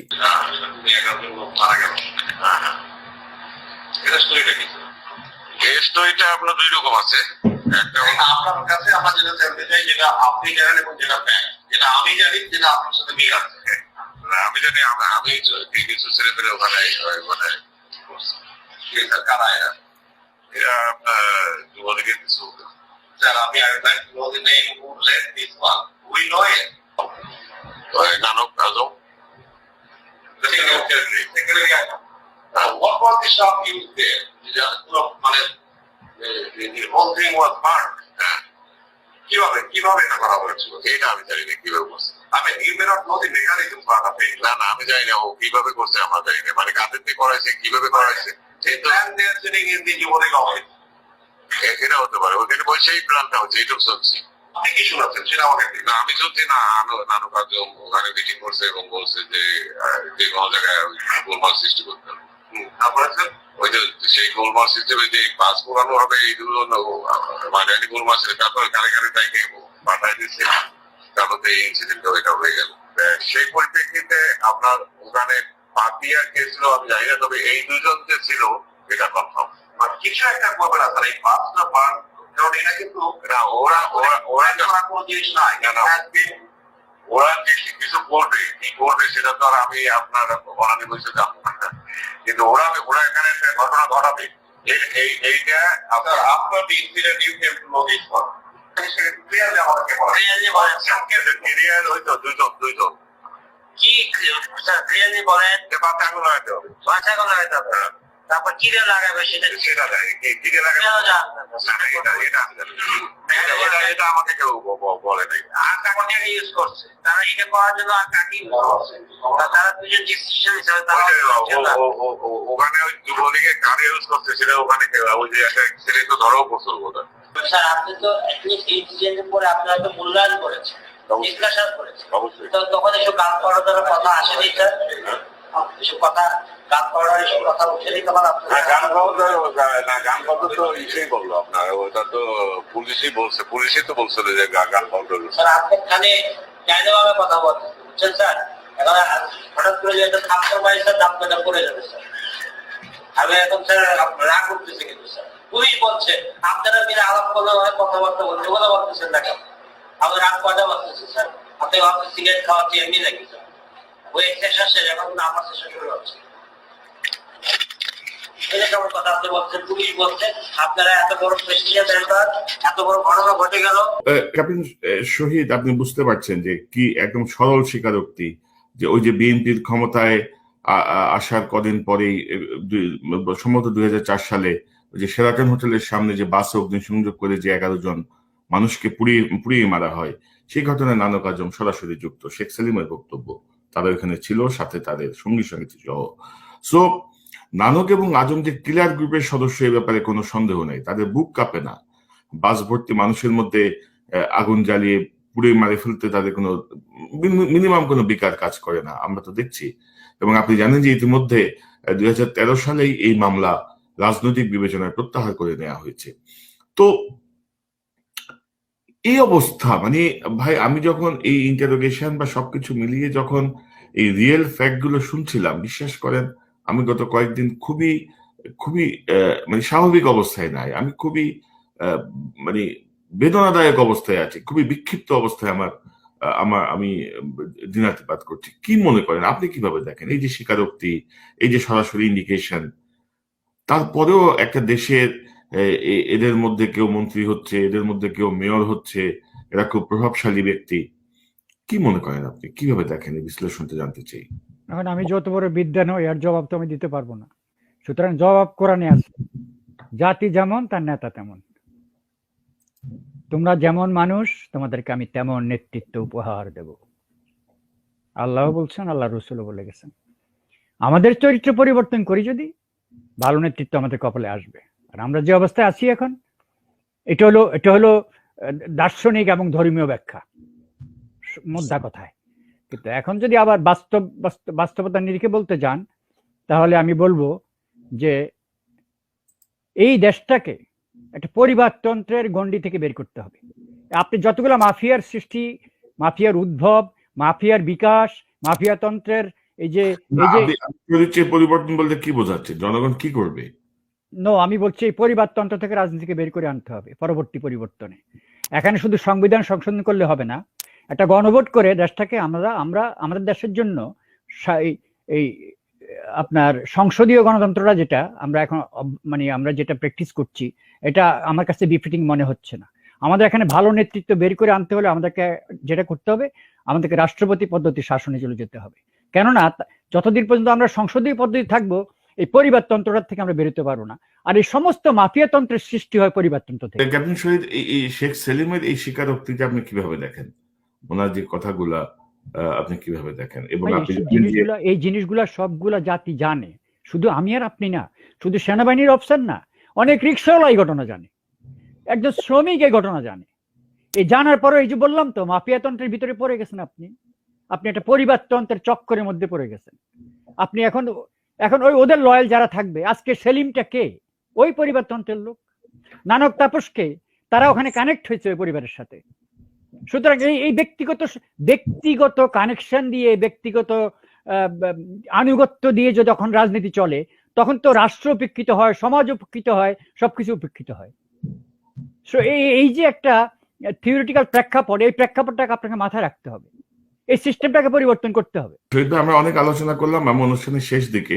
আচ্ছা, তাহলে আমরা কি আমাদের এই 50 বছর, এই তো আর কদিন পরে আমরা পড়তে হবে 50 বছরে বাংলাদেশের এই করুণ পরিণতি, তাই না? তো আপনি কি মনে করেন, আপনার শেষ কথা কি? এই দেশ, এই জাতি সবকিছু মিলায় এই মুহূর্তে করণীয় কি, বা আমরা কি করতে পারি? আস্তে আস্তে বুদবুদ গুলো জমা হচ্ছে, ইনশাল্লাহ সহসাই বাংলাদেশ একটা নতুন ডাইরেকশনের দিকে ধাবিত হবে। বাংলাদেশ আবার একটা নতুন সূর্যোদয়ের অপেক্ষা করছি আমরা। এখানে কিছু সন্তান আছে যারা তুলনাহীন, ওরা আকাশে তুলেছে ঝড়। ওদের কাহিনী শত্রুর খুনে, কামাল বারুদ গোলার আগুনে আজও রোমাঞ্চকর। এই দেশ স্বাধীন করেছে যারা, তাদের মতো আরেকটা নতুন প্রজন্ম থেকে আরেকটা গোষ্ঠী বেরিয়ে আসবে। আর বর্তমান তরুণ প্রজন্মকে আমরা বলতে চাই, তোমাদেরকে আমরা স্বাধীনতা উপহার দিয়েছি, আজকে তোমরা মিছিলে নেমে আসো। হেলাল হাফিজ বলেছেন, এখন যৌবন যার, যুদ্ধে যাবার তার শ্রেষ্ঠ সময়। এখন যৌবন যার, মিছিলে যাবার তার শ্রেষ্ঠ সময়। বিশ্ববিদ্যালয় বন্ধ থাকুক, বিশ্ববিদ্যালয়ে ধার দেরো না। তোমরা শ্রেষ্ঠ বিদ্যা অর্জন করো, শ্রেষ্ঠ মিছিল করো, শ্রেষ্ঠ সংগ্রাম করো। তোমাদের পরবর্তী প্রজন্মের জন্য এমন একটা বাংলাদেশ উপহার দাও, যাতে করে শতাব্দীর পর শতাব্দী এই দেশটা মাথা উঁচু করে দাঁড়াতে পারে। শিয়াল কুকুরের মতো বেঁচে থাকার জাতি আমরা নই। দক্ষিণ এশিয়ায়, ভারতবর্ষের ভিতরেই আপনার 30টা জাতিগোষ্ঠী আছে, যাদের নিজস্ব ভাষা আছে, সংস্কৃতি আছে, ধর্ম পর্যন্ত আছে। শিখরা স্বাধীন হতে পারে নাই, কাশ্মীর স্বাধীন হতে পারে নাই, আসাম স্বাধীন হতে পারে নাই, শুধু বাঙালিরা স্বাধীন হয়েছে, তার মধ্যেও মুসলিম বাঙালিরা শুধু স্বাধীন হয়েছে। এটাকে আন্ডার এস্টিমেট করার কোনো কারণ নেই। এই জাতি কাউকে ক্ষমা করে না। সুতরাং এই জাতির সাথে বেয়াদবি করে, জাতির অধিকারকে ক্ষুণ্ণ করে, জাতির ক্ষতি করে আপনি বেশি দূর আগাতে পারবেন না। It's a matter of time. That's my last warning. তোমরা যাহা অর্জন করেছো তা তুমি নিজ হাতে অর্জন করেছো, আল্লাহ তাআলা কোরআনে বলছে। আমরা এই সুযোগ দিতে দিতে দিতে দিতে একটা জায়গায় আসছি। এখন আমাদের উপর একটা রক্তপাত আসবে, এই রক্তপাত হবে, তারপর প্রত্যেক ঘরে যখন একটা করে লাশ পড়বে, যখন অনুশোচনা আসবে, চোখের পানি আসবে, এবং আপনি যখন সৎপথে ফেরত যাওয়ার জন্য পথ খুঁজতে থাকবেন, তখন জাতি একটা ডাইরেকশনের দিকে যাবে। এখন তো আমি সবাই টাকা কামাচ্ছি 1000 কোটি, 2000 কোটি, 5000 কোটি, 10,000 কোটি। আমরা একটা ইলিউশনের ভিতরে আছি, একটা ঝিলকের ভিতরে আছি। কথা বুঝছেন? একটা মরিচিকার ভিতর দিয়ে পার হচ্ছি আমরা। এই আবেশটা কেটে যাবে। ওকে, সুনার এই আবেশটা কেটে যাবে। আসছে, সময় আসছে। আমার কাছে এই দেশটা প্রথম। I love my country, that's it. আমার দেশকে যে 12টা বাজাতে চাবে, আমি তার 14টা বাজাবো। অস্ত্র দিয়ে পারি, শক্তি দিয়ে পারি, বক্তব্য দিয়ে পারি, লেখনী দিয়ে পারি। I am not going to spare them. আমি একাই 100, I M a single man army, আমি সারা জীবন একাই ফাইট করছি, আমি কোনো দলেরও না, আমি কারো বেনিফিটও খাই না, ঠিক আছে? সো এগুলা these are things on record. খুদা হাফেজ, সবাই ভালো থাকুন, দোয়া করবেন। জি, ধন্যবাদ শহীদ ভাই। দর্শক, এতক্ষণ আপনারা যারা এই অনুষ্ঠান দেখলেন, এই বিডিআর হত্যাকাণ্ডের এই 12তম বার্ষিকীতে আশা করি আপনাদের কাছে অনেক কিছু স্পষ্ট হয়েছে। দর্শক ভালো থাকুন, আবারও দেখা হবে ইনশাআল্লাহ। আসসালামু আলাইকুম।